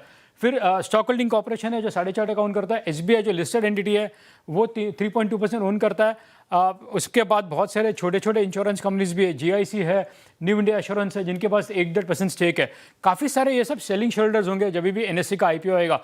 रिमेंबर वो फ्रेश इशू नहीं होने वाला, it's going to be OFS। बाकी जो बड़े होल्डर्स है PSU का टोटल होल्डिंग है 31.2%, उसमें बाकी सब इंश्योरेंस कंपनीज, बैंक्स और फाइनेंशियल्स का होल्डिंग दिया हुआ है कितने कौन क्या होल्ड करता है। अभी अगर आप देखो तो इंडिविजुअल शेयर होल्डर्स मैंने कुछ लिस्ट निकाली थी, उसमें 4-5 प्रोमिनेंट नेम्स है। रेखा झुनझुनवाला के पास काफ़ी बड़ा स्टेक है। RK दमानी जिनको बोलते हैं कि उनके पास मिदास टच है, उनका बहुत पुराना होल्डिंग है, ये उनका बहुत बड़ा होल्डिंग है। और पर्सनालिटीज़ में सचिन तेंदुलकर और शाहरुख खान, ये 2 नाम हैं जो उन्होंने एनएससी का शेयर्स लेकर रखा है। सो ये रिटेल शेयर होल्डर्स है। बट शॉर्ट लाइन में कहे तो अगर एनएससी का IPO अभी आता है 2000 के भाव में, वो ऑलमोस्ट 40 टाइम पे ट्रेड करेगा, जबकि बाकी सब BSE और MCX ऑलमोस्ट 50 टाइम पे ट्रेड करे। तो वैल्यूएशन वाइज कंफर्टेबल है। अभी देखना है कि कब तक ये IPO आता है। ऑल राइट, शुक्रिया निमेश, बहुत बहुत ये पूरी जानकारी हमारे सामने रखने के लिए। और आपको भी CNBC आवाज़ के बर्थडे की शुभकामनाएं। आप भी इसी टीम का हिस्सा हैं, तो थैंक यू सो मच आज हमारे साथ जुड़ने के लिए। ये बात हो गई एनएससी की। मीनवाइल कुवैत वाले प्रोजेक्ट के मामले को लेकर L&T की काफ़ी इंटरेस्टिंग सफाई आई है। 2 चीज़ें कह रहे हैं वो। पहली चीज़ तो ये कह रहे हैं कि देखिए, पहली बात तो ये हमारी ऑर्डर बुक में है ही नहीं, तो इसके लिए अगर ये ऑर्डर कैंसिल हुआ भी तो भी हमारी ऑर्डर बुक पे तो कोई इम्पैक्ट होगा नहीं, क्योंकि ये कंपनी की ऑर्डर बुक में नहीं है। और दूसरा, एक स्टेटस ऑफ टेंडर या commercial decision of its clients पर ये कमेंट नहीं कर सकते हैं। तो ये दूसरी एक चीज़ वो कह रहे हैं, तो काफ़ी इंटरेस्टिंग है। L&T का स्टॉक, जैसा हम सुबह अभी बात भी कर रहे थे कि थोड़ी शायद गिरावट जो है वो, क्योंकि मार्केट का मूड माहौल ख़राब है, इसके लिए थोड़ी ज़्यादा हो गई, जितनी शायद डिज़र्व नहीं करता था स्टॉक उसके हिसाब से। लेकिन अब ये यहाँ पर कह रहे हैं कि शायद इतना इनके ऊपर इम्पैक्ट नहीं है। खैर, एक काम करते हैं, अब कैश कॉल्स ले लेते हैं। एक ज़रा कैश कॉल्स की स्टिंग प्ले करिए। और हमारे साथ कैश कॉल्स के लिए गाबा सर, कविता जी और अमित सेठ जी हैं। गाबा सर, बताइए आपका कैश कॉल। मुझे जो पसंद है इस वक्त वो है नियोजन। नियोजन ट्रेड कर 1285 का, पर मेरे ख्याल से स्टॉप लगाना चाहिए 1265 का, 20 रुपीज का। टारगेट 1320 पॉसिबल है नियोजन। ठीक है। ओके, न्यूजन ये हो गए गाबा सर की पिक कैश में। अमित सेठ जी, आप क्या पिक कर रहे हैं कैश में? जी श्रेया जी, मैं M&M फाइनेंशियल सर्विसेज के साथ जाऊंगा। अगर देखें तो ये स्टॉक ने जो पुल बैक आया था, थोड़ा सा डीप पुल बैक हो गया था, लेकिन 50 डेमा और वीकली चार्ट्स के सपोर्ट पे, जो कि लगभग 350 355 के आसपास है, वहां पे हॉल्ट लिया। कल भी यहाँ पे एक बुलिश कैंडल बनी थी और आज के सत्र में रिवर्सल में इसने अपना 50 day exponential moving average regain किया है। तो इसे बाय करें। 356 का स्टॉप लॉस रहेगा और टारगेट्स हमारे रहेंगे 375 के। ओके, मैंने फाइनेंशियल्स 362 पे आपका बाय कॉल। कविता जी, आपका ट्रेड क्या रहेगा? वीरेंद्र जी, कोरोमंडल इंटरनेशनल ये एज ऑफ नाउ अपने पिछले कुछ दिनों के साइडवेज से बाहर निकलते हुए है, अपने एवरेजेस को रीगेन करते हुए दिखता है। 2345 के लेवल को अगर ये सरपास कर देता है तो for the price move of 2400 के प्राइस मूव के लिए कोरोमंडल इंटरनेशनल पे बाय ट्रेड लिया जा सकता है। 2330 के स्टॉप लॉस को मेंटेन करना चाहिए। ठीक है, 2330 का स्टॉप लॉस मेंटेन करें और कोरोमंडल इंटरनेशनल में खरीदारी की राय कैश में हो गई कविता जी के पिक। अब हमारे साथ जुड़ रहे हैं पैनल में प्रशांत सावंत जी। प्रशांत जी, गुड आफ्टरनून और स्वागत है आपका कार्यक्रम में। बताइए सर, इस वक्त की ट्रेड क्या होगी आपकी? Good afternoon Shreya, good afternoon Anuj ji, good afternoon Vijay, good afternoon the panel. तो यहाँ पे जो स्टॉक मुझे अच्छा लग रहा है होगा बजाज फिनसर्व। टिपिकली जो बिग स्टॉक्स होते हैं, यानी इन टर्म्स ऑफ मार्केट कैप, ये जब भी 200 दिनों के एवरेज पे सपोर्ट लेते हैं, यहाँ पे एक डिसेंट बाउंस एक्सपेक्ट करना चाहिए। तो बिल्कुल यही स्लोपिंग अपर 200 डेमा के ऊपर एक अच्छा बाउंस आया है और करीबन 2015 पे स्पॉट ट्रेड करा है। मेरा यहाँ पे स्टॉप लॉस होगा 1%, यानी 1995 1995, जो टारगेट में एक्सपेक्ट कर रहा होगा करीबन 2055 से लेके 2060 2060। ओके, मीनवाइल एक बार निफ्टी लेकर आइए आप जरा, और आज का लो देखिए। अभी कुछ देर पहले जब मैं और वीरू बात कर रहे थे तब हम 25,605 तक गए थे। वहाँ से देखिए 93 पॉइंट्स की रिकवरी आई है और ये वीकली ऑप्शंस एक्सपायरी का बहुत शानदार एक आपको नमूना दिखाई देगा। अच्छा, एक और चीज़ आपको बता दूं मैं, कल एक और वीकली एक्सपायरी है। अब आप कहेंगे ये कैसे हो गया, क्योंकि परसों छुट्टी है, तो इसके लिए थर्सडे वाली एक्सपायरी जो है वो कल शिफ्ट हो जाएगी। तो वीरू, सैंडविच सेशन नहीं है इस बार सीधा एक्सपायरी खेलेंगे। इस बार सीधा एक्सपायरी टू एक्सपायरी। तो एक एक्सपायरी आज, एक्सपायरी खेलेंगे, एक एक्सपायरी कल। बिल्कुल। पर एक राहत है ना, 15 की छुट्टी, जब यकीन मानिए वो सर्कुलर आया ना, मेरे को जितनी राहत महसूस हुई उतनी किसी को महसूस नहीं होगी। खैर, आप तो वोट डालेंगे। वो जब सुबह सुबह आजकल रजाई से निकलो ना, कंबल से निकलो, तो ऐसे लगता है कि यार जनाब पूछो मत। और 4, कभी 3, कभी 6, कभी 5। आजकल मतलब कम से कम नहीं तो 25 जनवरी तक 1-2 छुट्टी की जरूरत थी, वो मिल गई, मुझे राहत थी। हाँ, और कम से कम और एक चीज़ बताऊं मैं आपको वीरू, क्योंकि मार्केट भी ऐसा है ना कि मतलब या तो मार्केट बहुत अच्छा हो तो चलो ठीक है, मन भी करता है कि नहीं चलिए ठीक है चलते हैं। अभी ये मार्केट ऐसा है कि जितने कम दिन खुला रहेगा उतना कम लॉस होगा, तो उस हिसाब से वो भी थोड़ा सा एक फैक्टर आ जाता है। वैसे वोट ज़रूर करिएगा जो मुंबई में है, उन्हें मैं कहूँगा वोट ज़रूर करिएगा, क्योंकि वोट करना हमारा हक है और हमारी रिस्पॉन्सिबिलिटी भी है। इनफैक्ट श्रेया, मैं खासतौर से बीएमसी के इलेक्शन, और जब से आई थिंक पिछले बार भी मैंने बीएमसी के इलेक्शन में वोट दिया था, आई थिंक 8 या 9 साल हो गए शायद लास्ट बीएमसी इलेक्शन हुए, उसके पहले वाले इलेक्शन में भी दिया था, और सारे स्टेट इलेक्शंस और जनरल इलेक्शंस सब में वोट देना बहुत ज़रूरी है। क्योंकि अगर आप वोट नहीं करेंगे तो फिर आपके पास ये हक नहीं है कि आप बोलें कि सड़कों पर खड्डे हैं। आपके वोट देने के बाद भी खड्डे रहेंगे, ये ऐसा नहीं है कि खड्डे नहीं रहेंगे।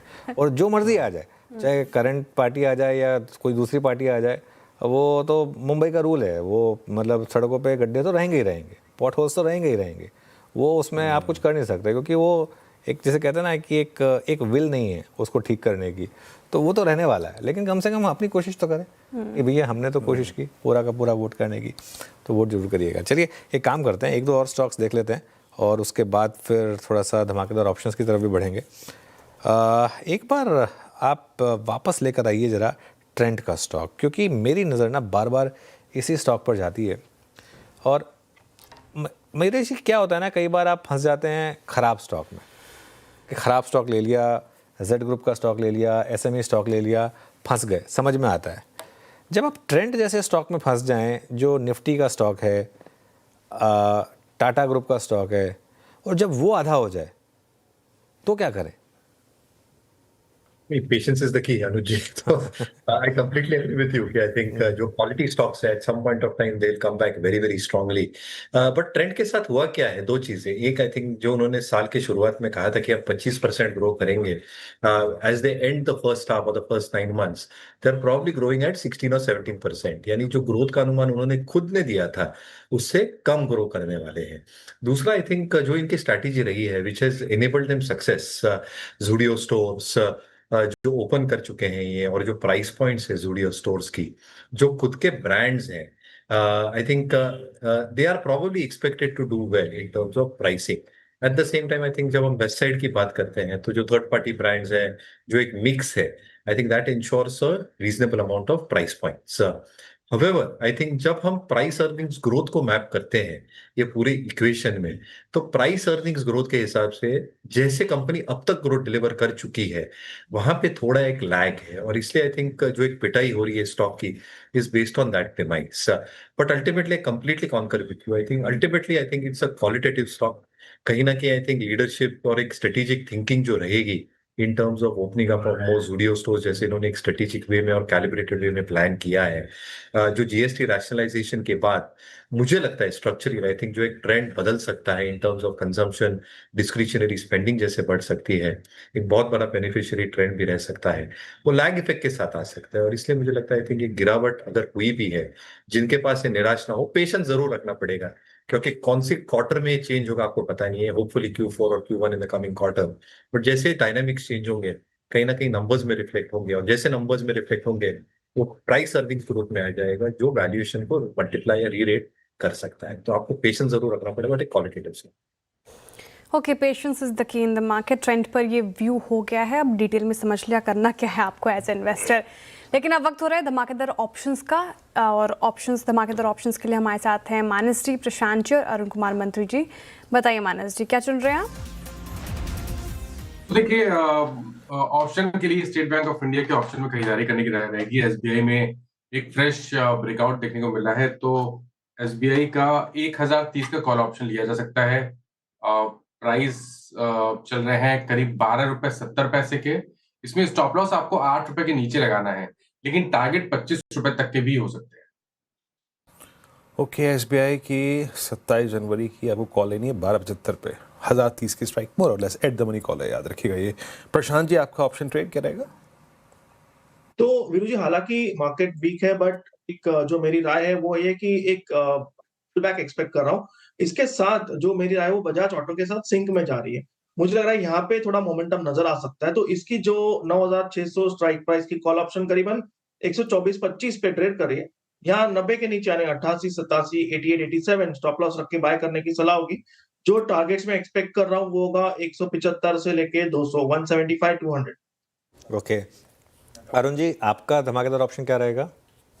अनुज जी, थोड़ा डिफेंसिव स्पेस के साथ ही जाना चाहूंगा। तो फोर्टिस के 910 के कॉल में खरीदारी की सलाह है। 14-15 रुपए के आसपास चल रही है। स्टॉप लॉस 12 रुपए लगा के बाय करें।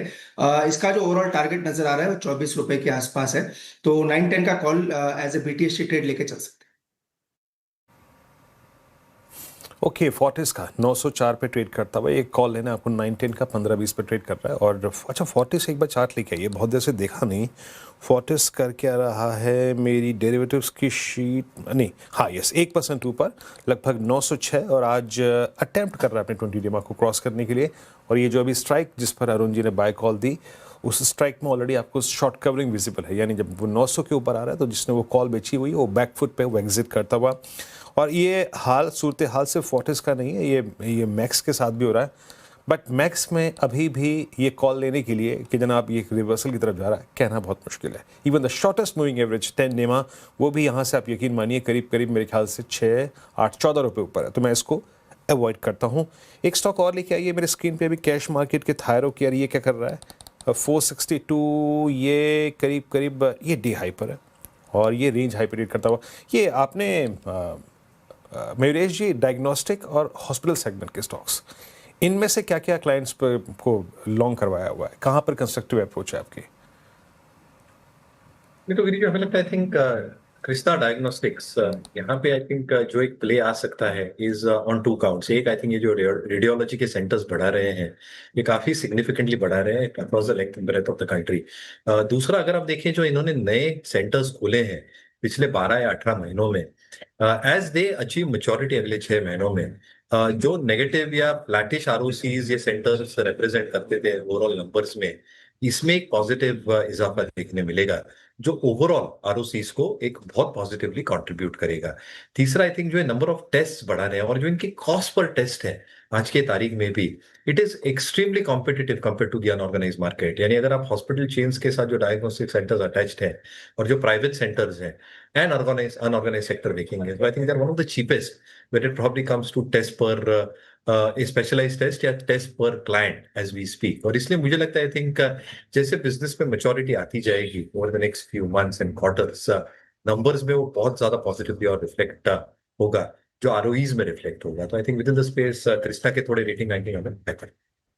ओके कृष्णा डायग्नोस्टिक, चलिए काम करते हैं, 4 का चौका ले लेते हैं। सबसे पहले सस्ता ऑप्शन प्रशांत जी से, फिर चलेंगे अरुण जी के पास, एफएनएस सुपरस्टार के लिए चार्ट का चमत्कार के लिए मानस जी के पास, और मिड कैप फंडा के लिए मयूरेश जी के पास चला जाएगा। तो प्रशांत जी बताइए आपका सस्ता ऑप्शन। तो अनुज जी यहाँ पे अनुज जी लॉरस लैब्स मुझे काफी अच्छा सेटअप लग रहा है और ये अच्छे बेस पे अच्छे प्राइस से बाउंस हो रहा है। तो इसकी जो 1060 स्ट्राइक प्राइस की जो कॉल ऑप्शन करीबन 27-28 पे ट्रेड कर रही है, यहाँ मैं करीबन 19 बिलो 20 स्टॉप लॉस रख के बाय करने की सलाह दूंगा। जो मेरा टारगेट है वो होगा 45 से लेके 50, 45-50।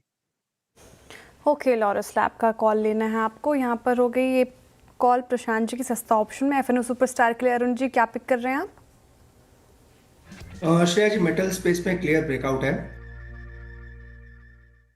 श्रेया जी मेटल स्पेस में क्लियर ब्रेकआउट है तो हिंडाल्को के साथ ही जाना चाहूंगा। मुझे लग रहा है इसमें शॉर्ट कवरिंग अभी भी बाकी है, तो 936 के आसपास चल रहा है, इसको खरीदारी की सलाह है। 948 तक के टारगेट इसमें आ सकते हैं और 929 के आसपास का स्टॉप लॉस लगाएं।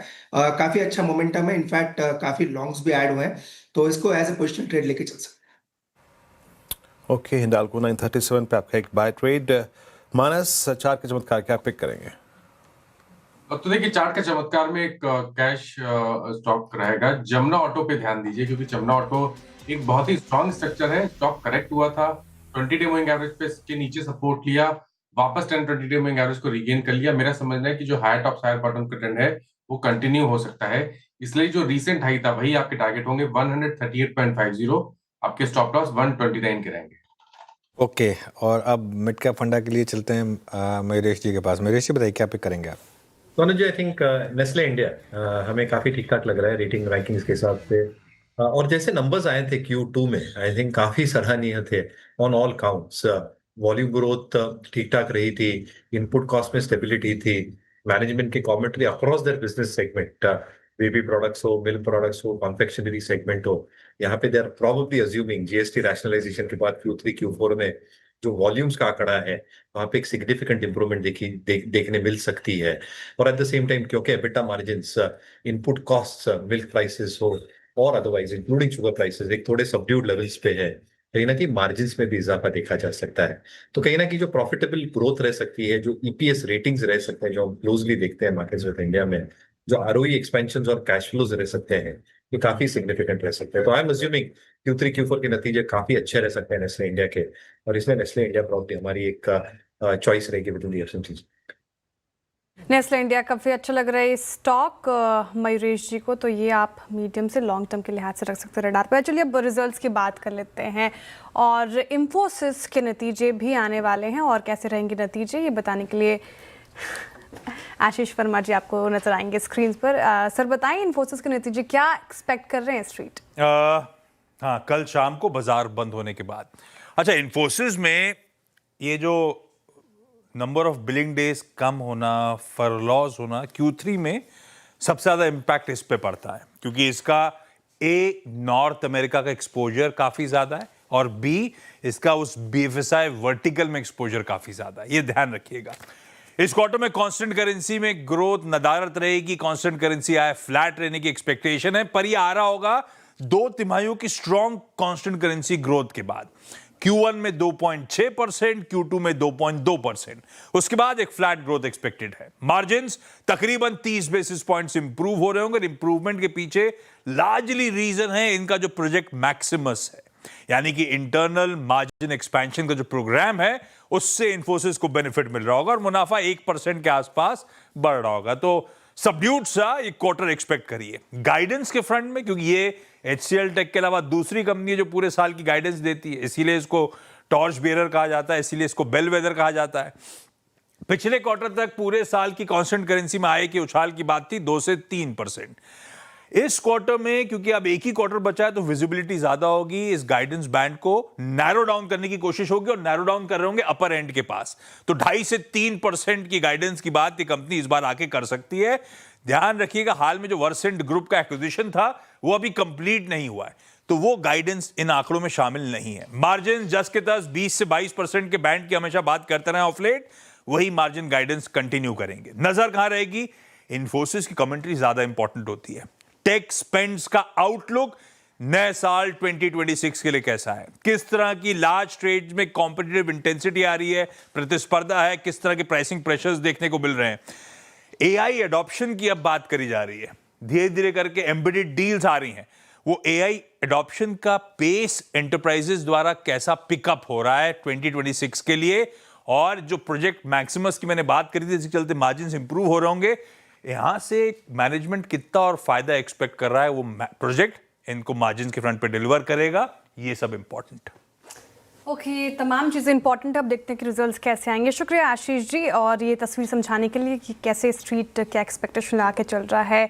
और इन्फोसिस का चार्ट रखेगा स्क्रीन पर। फ्लैट कारोबार कर रहा है आज के सत्र में। Sir, IT as a space हम लगातार चर्चा करते हैं और लार्ज कैप में इन्फी का जिक्र होता रहता है, आपकी एनालिसिस क्या है? देखिए श्रेया, इन्फोसिस के केस में एक चीज़ जो मुझे अच्छी लगती है, कम से कम वो गाइडेंस देते हैं, राइट, है ना। मतलब गलत पढ़े सही पढ़े वो अपनी जगह, कम से कम स्पेसिफिकली बोलते हैं कि हम इस पर्टिकुलर लेवल से इस पर्टिकुलर लेवल तक ग्रो करेंगे। तो कहीं ना कहीं इन्फोसिस एक बेलवेदर है इस स्पेस का, और इन्फोसिस के आई थिंक गाइडेंस पर नज़र रहेगी। आई थिंक इस एनवायरनमेंट में जैसा आपने आज भी देख लिया, TCS के ख़राब नंबर आए लेकिन स्टॉक गिरा नहीं, HCL टेक के अच्छे नंबर आए लेकिन स्टॉक चला नहीं। तो इस समय ना आईटी में कुछ भी कहना बहुत टफ है। एक बार स्टॉक्स दिखा दीजिए जरा, जो जिनकी मैं बात कह रहा हूँ दोनों की।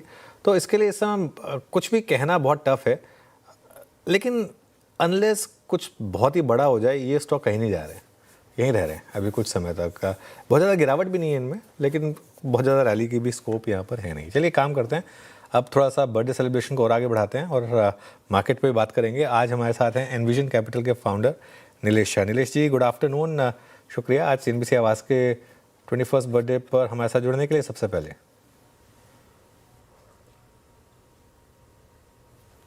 नीलेश जी, आपकी आवाज़ नहीं आ रही है शायद, या तो आप म्यूट। हाँ हाँ, बर्थडे के मौके पे आप सबको बहुत बड़ी शुभकामनाएं, और यही उम्मीद करते हैं कि जैसे आपने एक बहुत बढ़िया काम इतने वर्षों में किया है वही बरकरार रहे। तो बर्थडे की बहुत बहुत शुभकामनाएं आपको।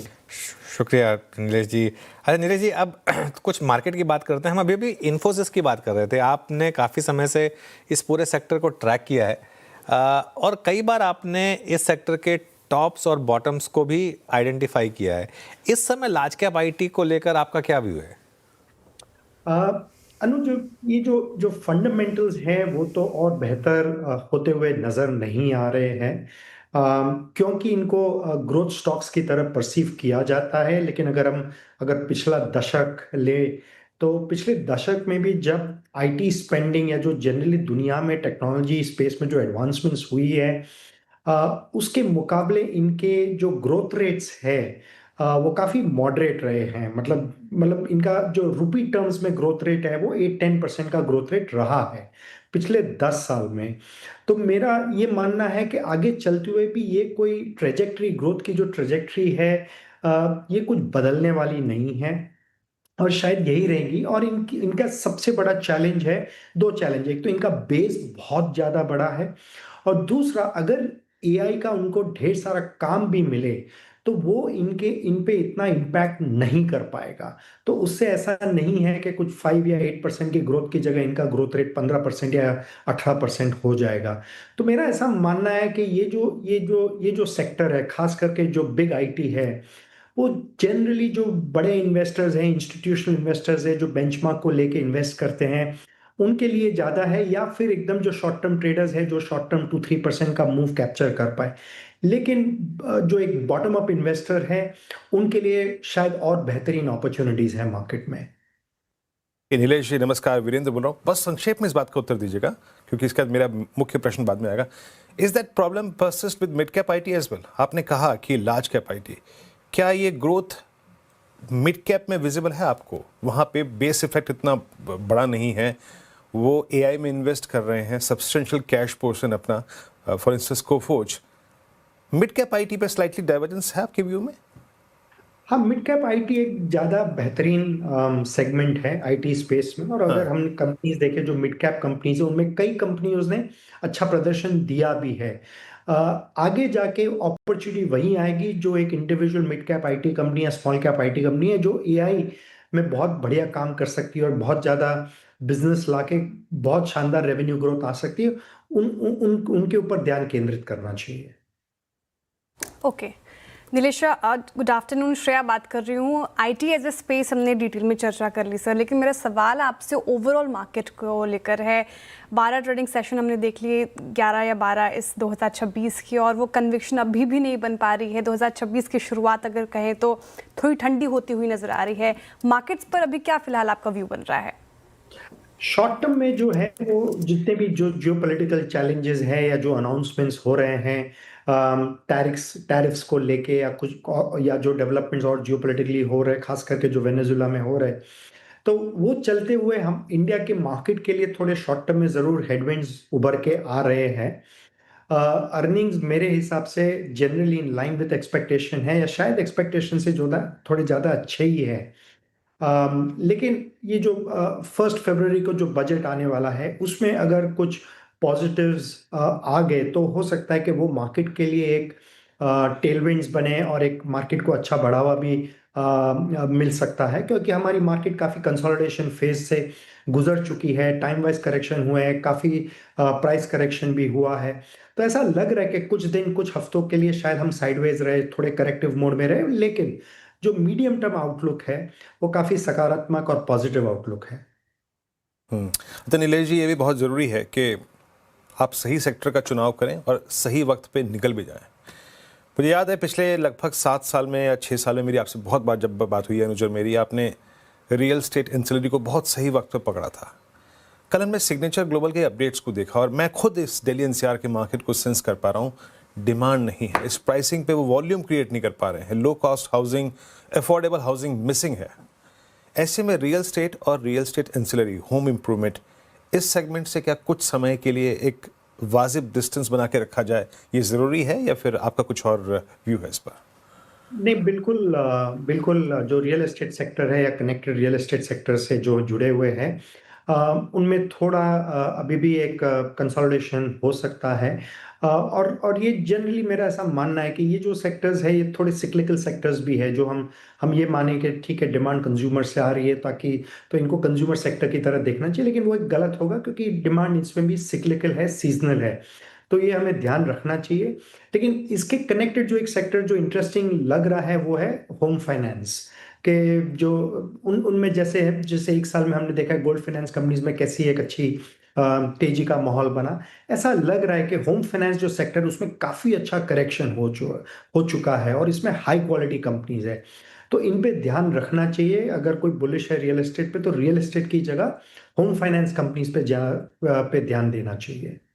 मैं अगर रियल एस्टेट को थोड़ा और आगे बढ़ा दूं और आ जाऊं रिटेल स्टॉक्स में, जो इस पूरी स्पेस का बेंचमार्क था ट्रेंड, उसमें जिस तरीके की करेक्शन आई पिछले 2 साल में, ये स्टॉक 1.5 साल में ये स्टॉक आधा हो गया।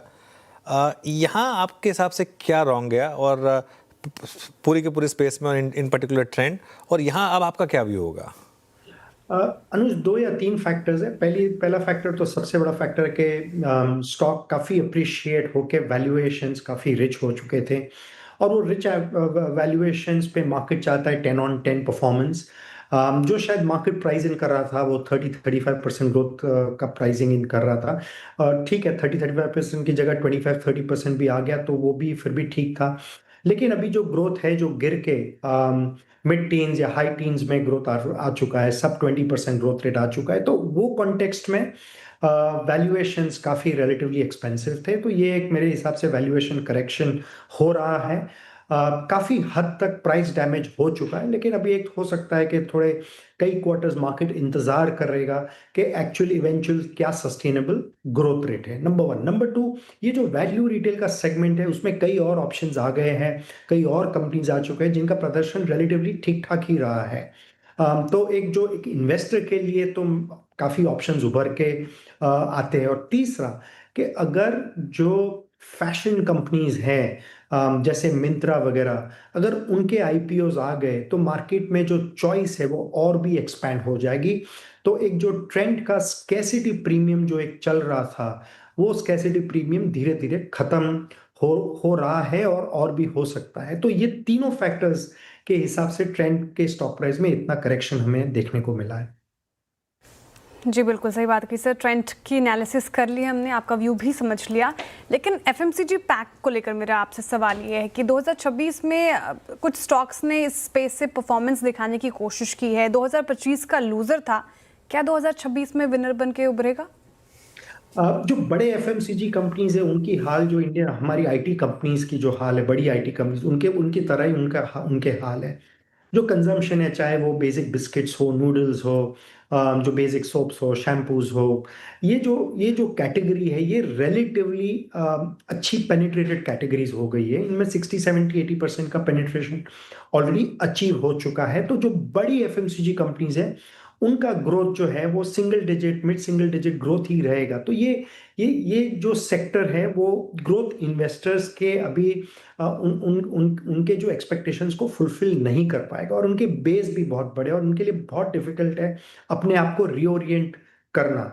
उसके सामने जो छोटे प्लेयर्स हैं, वेल फंडेड प्लेयर्स हैं, वो और अजाइल है, वो नीश प्रोडक्ट्स लॉन्च कर रहे हैं और एस्पिरेशनल कस्टमर्स है, जो प्रीमियम कस्टमर्स है, उनका माइंड शेयर और पॉकेट शेयर और वॉलेट शेयर भी कैप्चर कर रहे हैं धीरे धीरे। तो उनमें वृद्धि की जो दर है वो ज़्यादा बेहतरीन है। तो मेरा ऐसा मानना है कि मार्जिन इंप्रूवमेंट थोड़ा बहुत हो सकता है क्योंकि क्रूड ऑयल प्राइसेस लोअर है, रॉ मटेरियल प्राइसेस लोअर है, लेकिन उसके अलावा इनमें रेवेन्यू ग्रोथ आ पाना थोड़ा कठिन ही रहेगा, चैलेंजिंग रहेगा इनके लिए।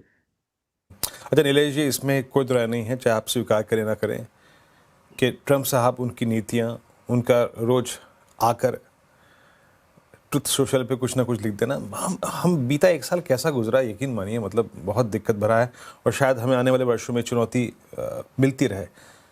कोई ऐसा सेक्टर, कोई ऐसा स्पेस जिसको आपको लगता हो कि जो वो ग्लोबल सेटअप से थोड़ा सा अगर आप देखें हट कर, ओनली इंटरनल मैटर, ओनली अगर आप देखें डोमेस्टिक इकोनॉमी से अगर आप देखें प्रभावित होने वाला कोई सेक्टर जो कि जिसमें थोड़ा सा हम हाइड कर सकते हैं, अपने आप को छुप सकते हैं वहाँ पे वर्ष 1-2 वर्ष के लिए, जहाँ पे ग्रोथ आपको नज़र भी आ रही हो डिसेंट? जो एक सेक्टर जो है, और उनको एक सेक्टर कहना बहुत आई थिंक वो सही नहीं होगा, लेकिन जो डिजिटल प्लेटफॉर्म कंपनीज हैं, चाहे वो कंज्यूमर प्लेटफॉर्म्स हो या चाहे वो फिनटेक प्लेटफॉर्म्स हो, ये जो ओवरऑल क्षेत्र है जो डिजिटल प्लेटफॉर्म, ये इंडिया की medium to long term growth potential को परफेक्टली अलाइन करता है। इनका ग्रोथ पूरा डोमेस्टिक ड्रिवन है, इनमें ऑपरेटिंग लिवरेज काफ़ी आता रहता है, इनमें स्केल है, इनमें फोकस है, इनमें निश है, और सबसे इंपॉर्टेंट बात है कि पिछले 3 महीना या 6 महीने में इनमें अच्छे करेक्शंस भी आए हैं। तो जो 2021, 2022 में जितनी भी ये क्षेत्र की कंपनीज के आईपीओज आए उनमें काफ़ी अच्छा करेक्शन भी देखने को मिल रहा है। तो ये एक अच्छा अपॉर्चुनिटी है। इसके अलावा जो 2025 में ये क्षेत्र की कई सारी कंपनियों ने आईपीओ भी निकाले हैं, तो उनमें हो सकता है कि अगले 6 महीना 12 महीना में एक अच्छा प्राइस करेक्शन भी हमें देखने को मिलेगा। तो वो भी एक एडेड इन्वेस्टमेंट अपॉर्चुनिटी हो सकती है। बट ऑन द होल जो आप कह रहे हैं कि अगर ग्लोबल हेडविंड्स है या ग्लोबल चैलेंजेस है, उनसे अगर एक रिलेटिवली इम्यून कोई अगर क्षेत्र है तो वो है डिजिटल प्लेटफॉर्म कंपनीज। एक आखिरी सवाल, क्योंकि अभी हम इस स्पेस पर एक स्टोरी भी कर रहे हैं। इंश्योरेंस स्पेस में आपका क्या व्यू है, और insurance intermediaries I believe even PB fintech आपके पोर्टफोलियो में है, इस स्पेस पर आपका क्या व्यू है? स्पेस बहुत जबरदस्त है अनुज। जो इंश्योरेंस सेक्टर का जो ग्रोथ है वो 10 से 15% का ग्रोथ वो बरकरार रहेगा। उसमें जो ऑनलाइन का शेयर है वो शेयर बहुत तेजी से बढ़ रहा है और शायद और भी बढ़ेगा। तो जो ऑनलाइन इंश्योरेंस डिस्ट्रीब्यूशन का जो बिजनेस है उसमें ग्रोथ पोटेंशियल अभी भी जबरदस्त है लंबे समय के लिए, अगले 3 साल 5 साल 10 साल के लिए, क्योंकि इंश्योरेंस पेनिट्रेशन अभी भी बहुत लो है।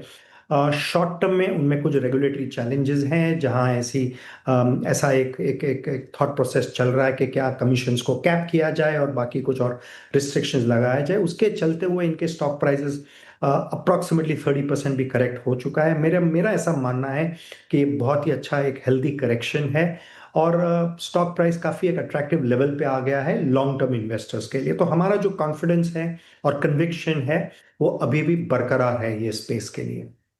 कॉन्फिडेंस बरकरार है अभी भी। बहुत बहुत शुक्रिया नीलेश जी आज हमारे साथ जुड़ने के लिए, एंड ऑल द बेस्ट आपको इस साल के लिए। पर चलिए, वो जो खबर की मैं बात कह रहा था अब वो आपको बता देते हैं। रेगुलेशन जो IRDAI जो इंश्योरेंस रेगुलेटर है उसका जो कंसल्टेशन पेपर है कमीशंस पर वो जल्दी आ सकता है। इस पूरी जानकारी के लिए यश के पास चलते हैं। यश, गुड आफ्टरनून, बताइए। Good afternoon. तो एक काफ़ी उत्सुकता है पूरे इंश्योरेंस सेक्टर के लिए इस कंसल्टेशन पेपर जो कि रेगुलेटर से आएगा इंश्योरेंस कमीशंस को रेगुलेट करने के लिए। ये सिलसिला शुरू हुआ of course department of financial services finance ministry के कमेंट से, जहाँ पे उन्होंने कहा कि इंश्योरेंस कमीशंस काफ़ी ज़्यादा है सेक्टर में। इंश्योरेंस रेगुलेटर IRDAI ने भी अपनी टिप्पणी इस पे दी। RBI ने भी बहुत कटाक्ष टिप्पणी दी इंश्योरेंस कमीशन पे। अभी हमें जो अपने सूत्रों से पता चल रहा है वो ये है कि IRDAI जो कि इंश्योरेंस रेगुलेटर है उसके द्वारा इंश्योरेंस कमीशंस को रेगुलेट करने के लिए कंसल्टेशन पेपर अगले महीने ही आ सकता है।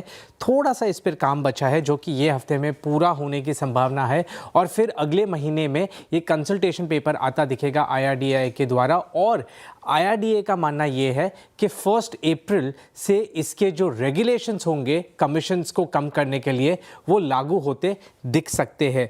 अगर हम बात की जाए कि कंसल्टेशन पेपर के अंदर क्या आने की उम्मीद है, तो IRDAI एक बड़ा इंपॉर्टेंट मूव लेता दिख सकता है, और वो ये है कि सेगमेंटल कमीशन पे वापस कैप लगाता हुआ IRDAI दिख सकता है। इसका मतलब ये होता है कि मोटर इंश्योरेंस पे एक कैप रहेगा। इसका मतलब ये कि आप उतना ही कमीशन मोटर पॉलिसी को बेचने के लिए दे सकते हो। हेल्थ पे अलग कैप रहेगा, टर्म लाइफ पे अलग कैप रहेगा। ऐसे अलग अलग सेगमेंट्स में इंडिविजुअल कैप्स लगाता हुआ IRDAI दिख सकता है। पर यही नहीं है, इसके साथ साथ IRDAI जो एक्सपेंसेस ऑफ मैनेजमेंट पे जो कैप है उसे बरकरार रखता दिख सकता है। Expenses of management total expenses होते हैं जिसके अंदर कमीशन एक एक्सपेंस होता है। तो इसका मतलब यह IRDAI ये देख रहा है कि एक्सपेंसेस ऑफ मैनेजमेंट पे भी कैप रखा जाए और कमीशंस पे भी कैप रखा जाए। इसके साथ साथ एक और चीज़ IRDAI ये भी कंसिडर कर रहा है कि एक्सपेंसेस ऑफ मैनेजमेंट पे जो कैप है, जो कि लिमिट है, उसे कम करनी चाहिए। अभी 30% है जनरल इंश्योरेंस कंपनीज के लिए, 35% है हेल्थ इंश्योरेंस कंपनी के लिए।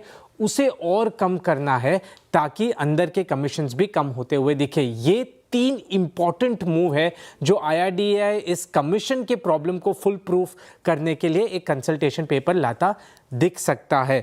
हमने IRDAI को इस स्टोरी पर लिखा भी है, पर एक रिस्पॉन्स रेगुलेटर से अभी भी अवेटेड है। ओके, बहुत बहुत शुक्रिया यश आपका। इसे कहते हैं इरडा का मिशन कमीशन, है ना। चलिए इस पर फर्दर अपडेट्स लेके आएंगे। इंश्योरेंस स्पेस पे आपका ये अगर आप देखें तो आज स्टॉक्स का हाल मैं इस पर बात करता, लेकिन अभी वक्त है रणनीति का। अनुज के पास चलते हैं आज की स्ट्रेटजी समझने के लिए। अनुज, क्या वोलेटाइल बाजार था और सही मायने में क्या क्या देखा आज के सेशन में हमने, कैसे समझना है जो इस सेशन को, कल के लिए व्यू क्या है? हाँ वीरू, ये ना मार्केट ऐसी है। आपने एक अगर वो फिल्म देखी हो आमिर खान और अजय देवगन की, वो इश्क जो फिल्म आई थी, वो कॉमेडी फिल्म थी। उसमें ना एक बंदा होता है, वो एक मैन होल के बाहर खड़ा होता है और वो गिन रहा होता है। कहता है 21 21 21, वो 3-4 बार 21 गिनता है। तो एक बंदा आके कहता है भाई साहब 21 के बाद 22 आता है, 23 आता है।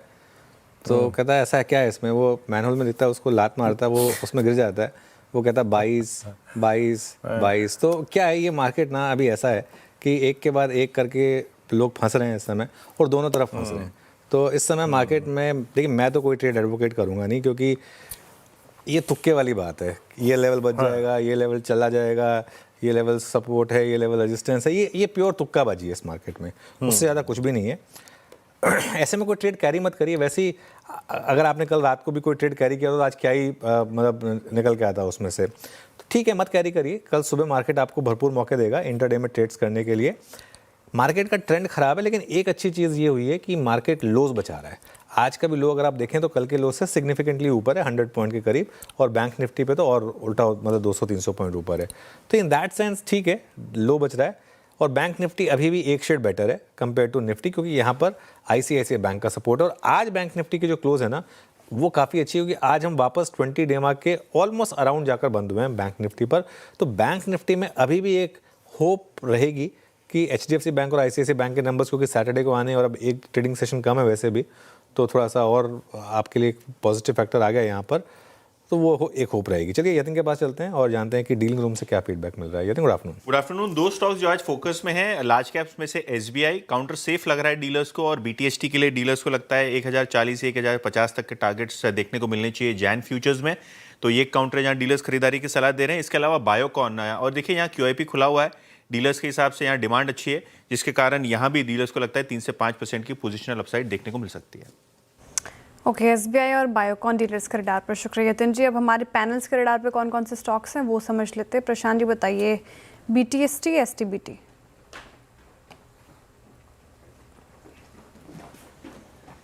ओके, गाबा सर आप बता दीजिए, BTST या STBT?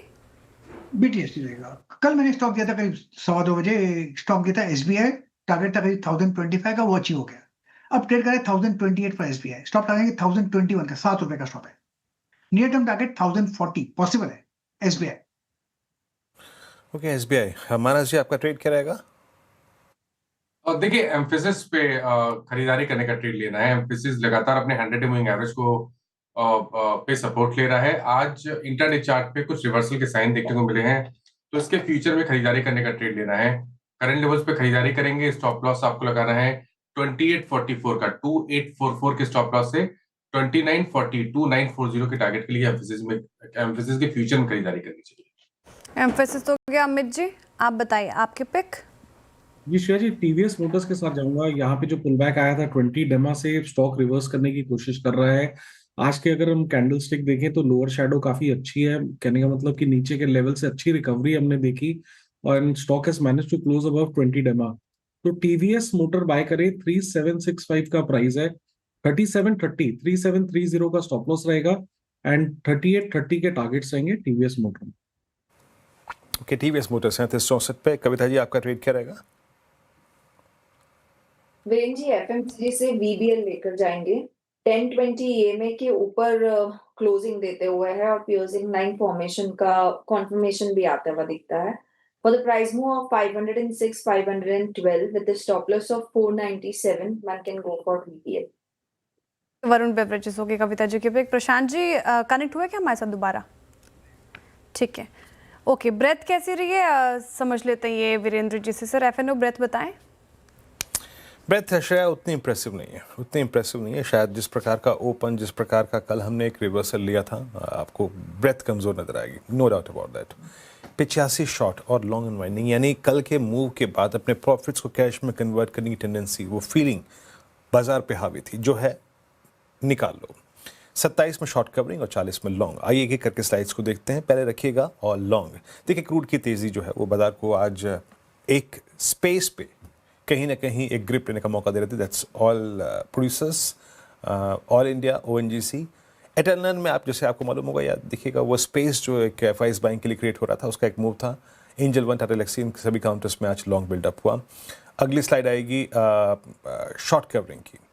मन्नापुरम फाइनेंस और नाल्को, LTI माइंट्री, लॉरस लैब और मैक्स हेल्थ केयर, इन सभी काउंटर्स में आज थोड़ी सी शॉर्ट कवरिंग थी। लॉरस सुबह क्रैक हुआ था, लेकिन याद रखिएगा अब संभल गया।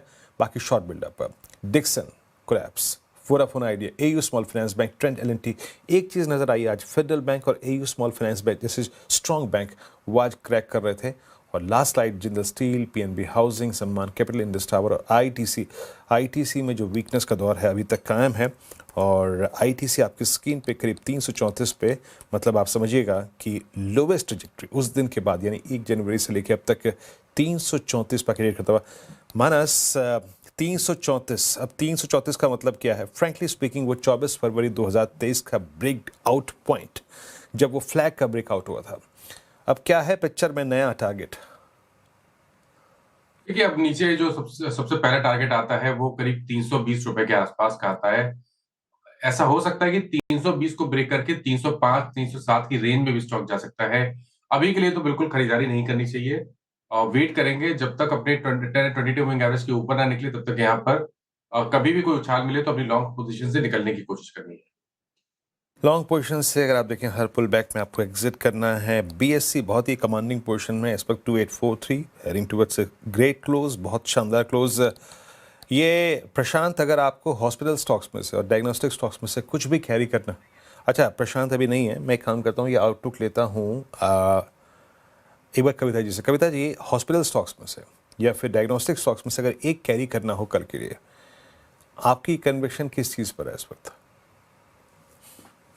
मुझे लगता है लॉरस लैब्स यहाँ पर पोजीशनिंग अच्छी बनते हुए दिखी है, तो अगर किसी की पोजीशन है तो वो होल्ड करते हुए जा सकते हैं। With the stop loss of 1050 one can hold for the price move of 1078 and 1100 के प्राइस मूव के लिए। ओके, लॉरस से अब चलते हैं थोड़ा सा हट के, जहाँ इस दिन को मंगलवार और लोहड़ी, लेकिन तीसरी महत्वपूर्ण बात सीएनबीसी आवाज़ की 21वीं वर्षगांठ। आइए चलते हैं सीधे न्यूज़ रूम में अनुज के पास, थोड़ा सा इस माहौल को समझते हैं और इस जश्न में आइए शिरकत करते हैं। Anuj, over to you. Thank you Viru, और मैं चाहूँगा कि आप भी जो नोएडा की टीम है उनके साथ आइए स्टूडियो से निकलकर, और यहाँ जरा यहाँ का ऑडियो ज़रा कम कर दीजिए ताकि इको ना आए। और ऑब्वियसली आप देख रहे हैं यहाँ पर नोएडा की टीम है और इधर अहमदाबाद की टीम है, कौशल बाजू और आगे आओ।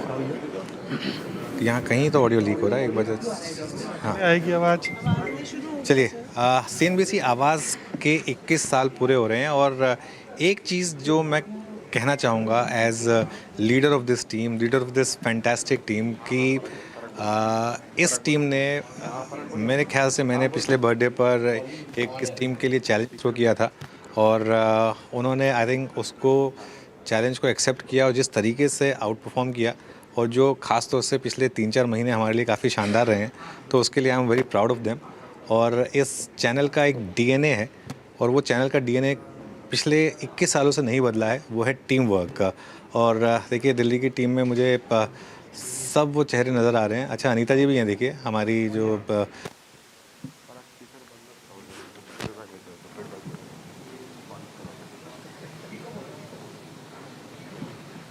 पहले दिल्ली से एक फीडबैक ले लेते हैं। असीम, वीरू, दीपाली सब हैं। बताइए दिल्ली में इस समय क्या मूड माहौल? बोलो मैं तो बोल गया। दीपाली हमारे साथ है। दीपाली कितने साल हो गए? आवाज़ नहीं आ रही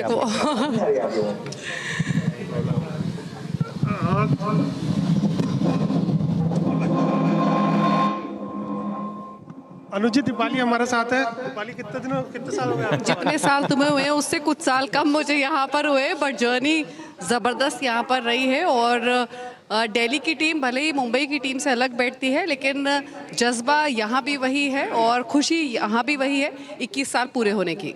नहीं, बिल्कुल अलग बैठते हैं, लेकिन टीम तो एक ही है बिल्कुल। और वीरू, आप कुछ कहना चाहेंगे? बैकग्राउंड में क्यों छुप रहे हैं आप? नहीं, शायरी तो हो चुकी है अनुज मेरे ख्याल से अब तो।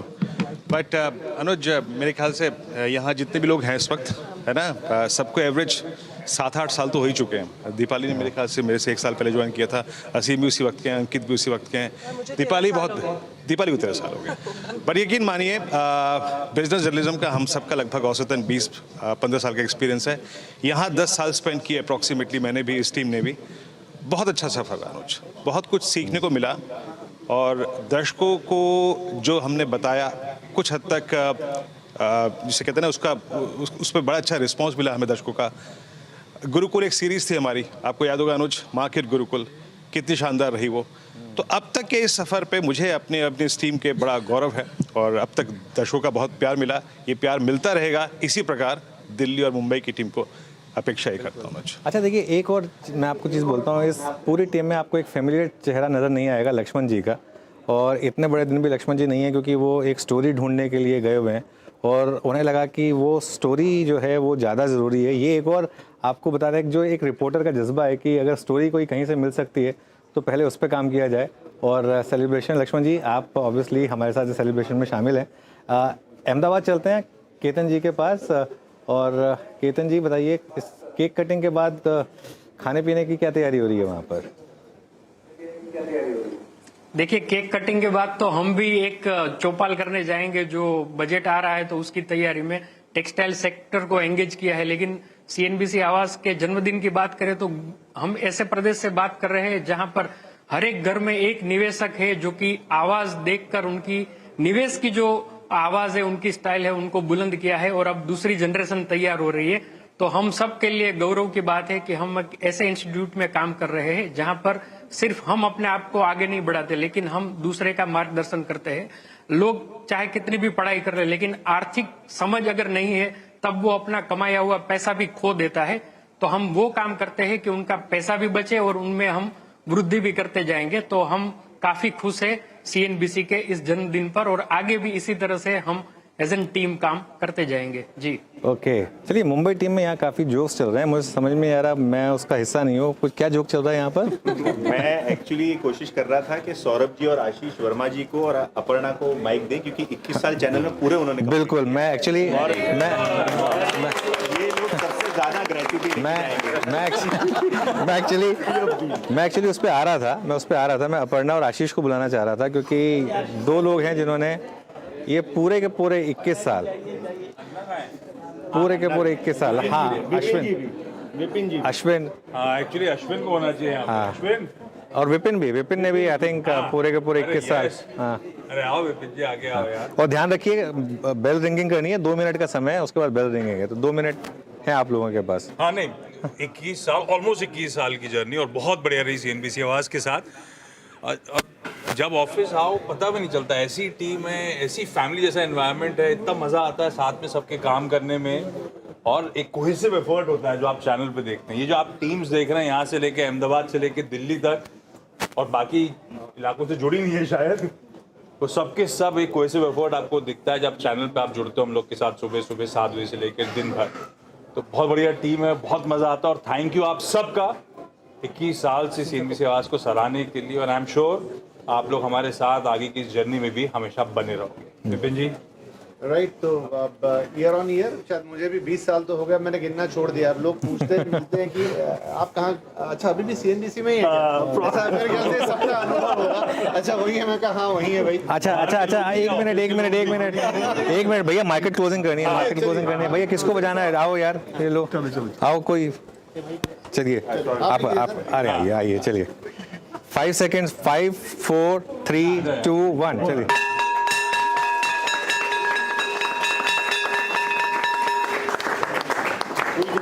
वो स्कूल की घंटी की याद आ गई।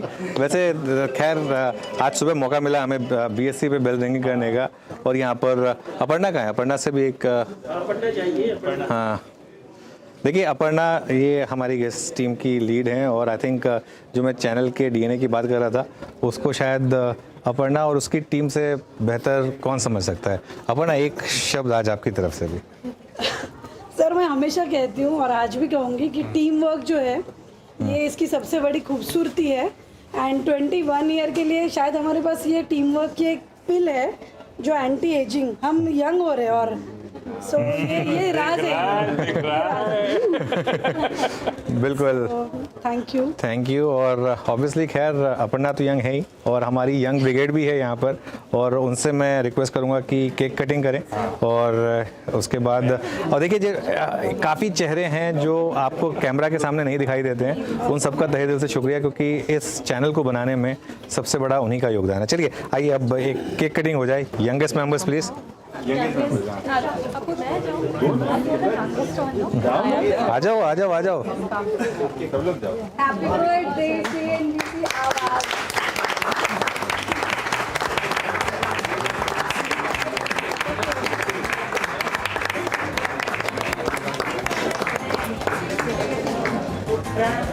दिल्ली और अहमदाबाद में भी केक कटिंग, दिल्ली और अहमदाबाद में भी केक कटिंग हो जाए। हाथ से काट लिया।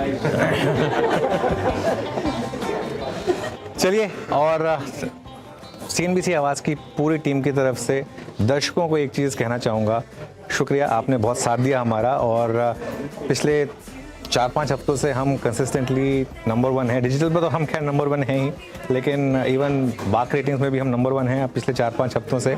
और YouTube हो, इंस्टाग्राम हो, सब पर हम काफ़ी आगे हैं। तो इस सब के लिए आप सबका तहे दिल से शुक्रिया। और हम अपनी तरफ से पूरी कोशिश करते रहेंगे। मार्केट थोड़ी वॉलेटाइल है, तो ऐसे में हमारी रिस्पॉन्सिबिलिटी थोड़ी और बढ़ जाती है हमारे व्यूअर्स के लिए। वो हम अपना काम पूरा करेंगे और आप लोग अपना प्यार हमें इसी तरीके से देते रहिए। Thank you so much. Ashwin कहाँ है? अश्विन, वो 3 चीयर्स हो जाए एक बार टीम के लिए। उसके बिना सब अधूरा लगता है। 3 cheers to CNBC आवाज। अभी लगा कि अभी 21 साल हुआ, लॉन्च हुआ 21 साल हो गया, we still young. Hip hip hip hip hip hip, दमदार CNBC आवाज। चलिए, थैंक यू सो मच। और एक छोटा सा ब्रेक ले रहे हैं और उसके बाद जुड़ेगा वापस CNBC आवाज़ के साथ। चलो, अटैक द केक।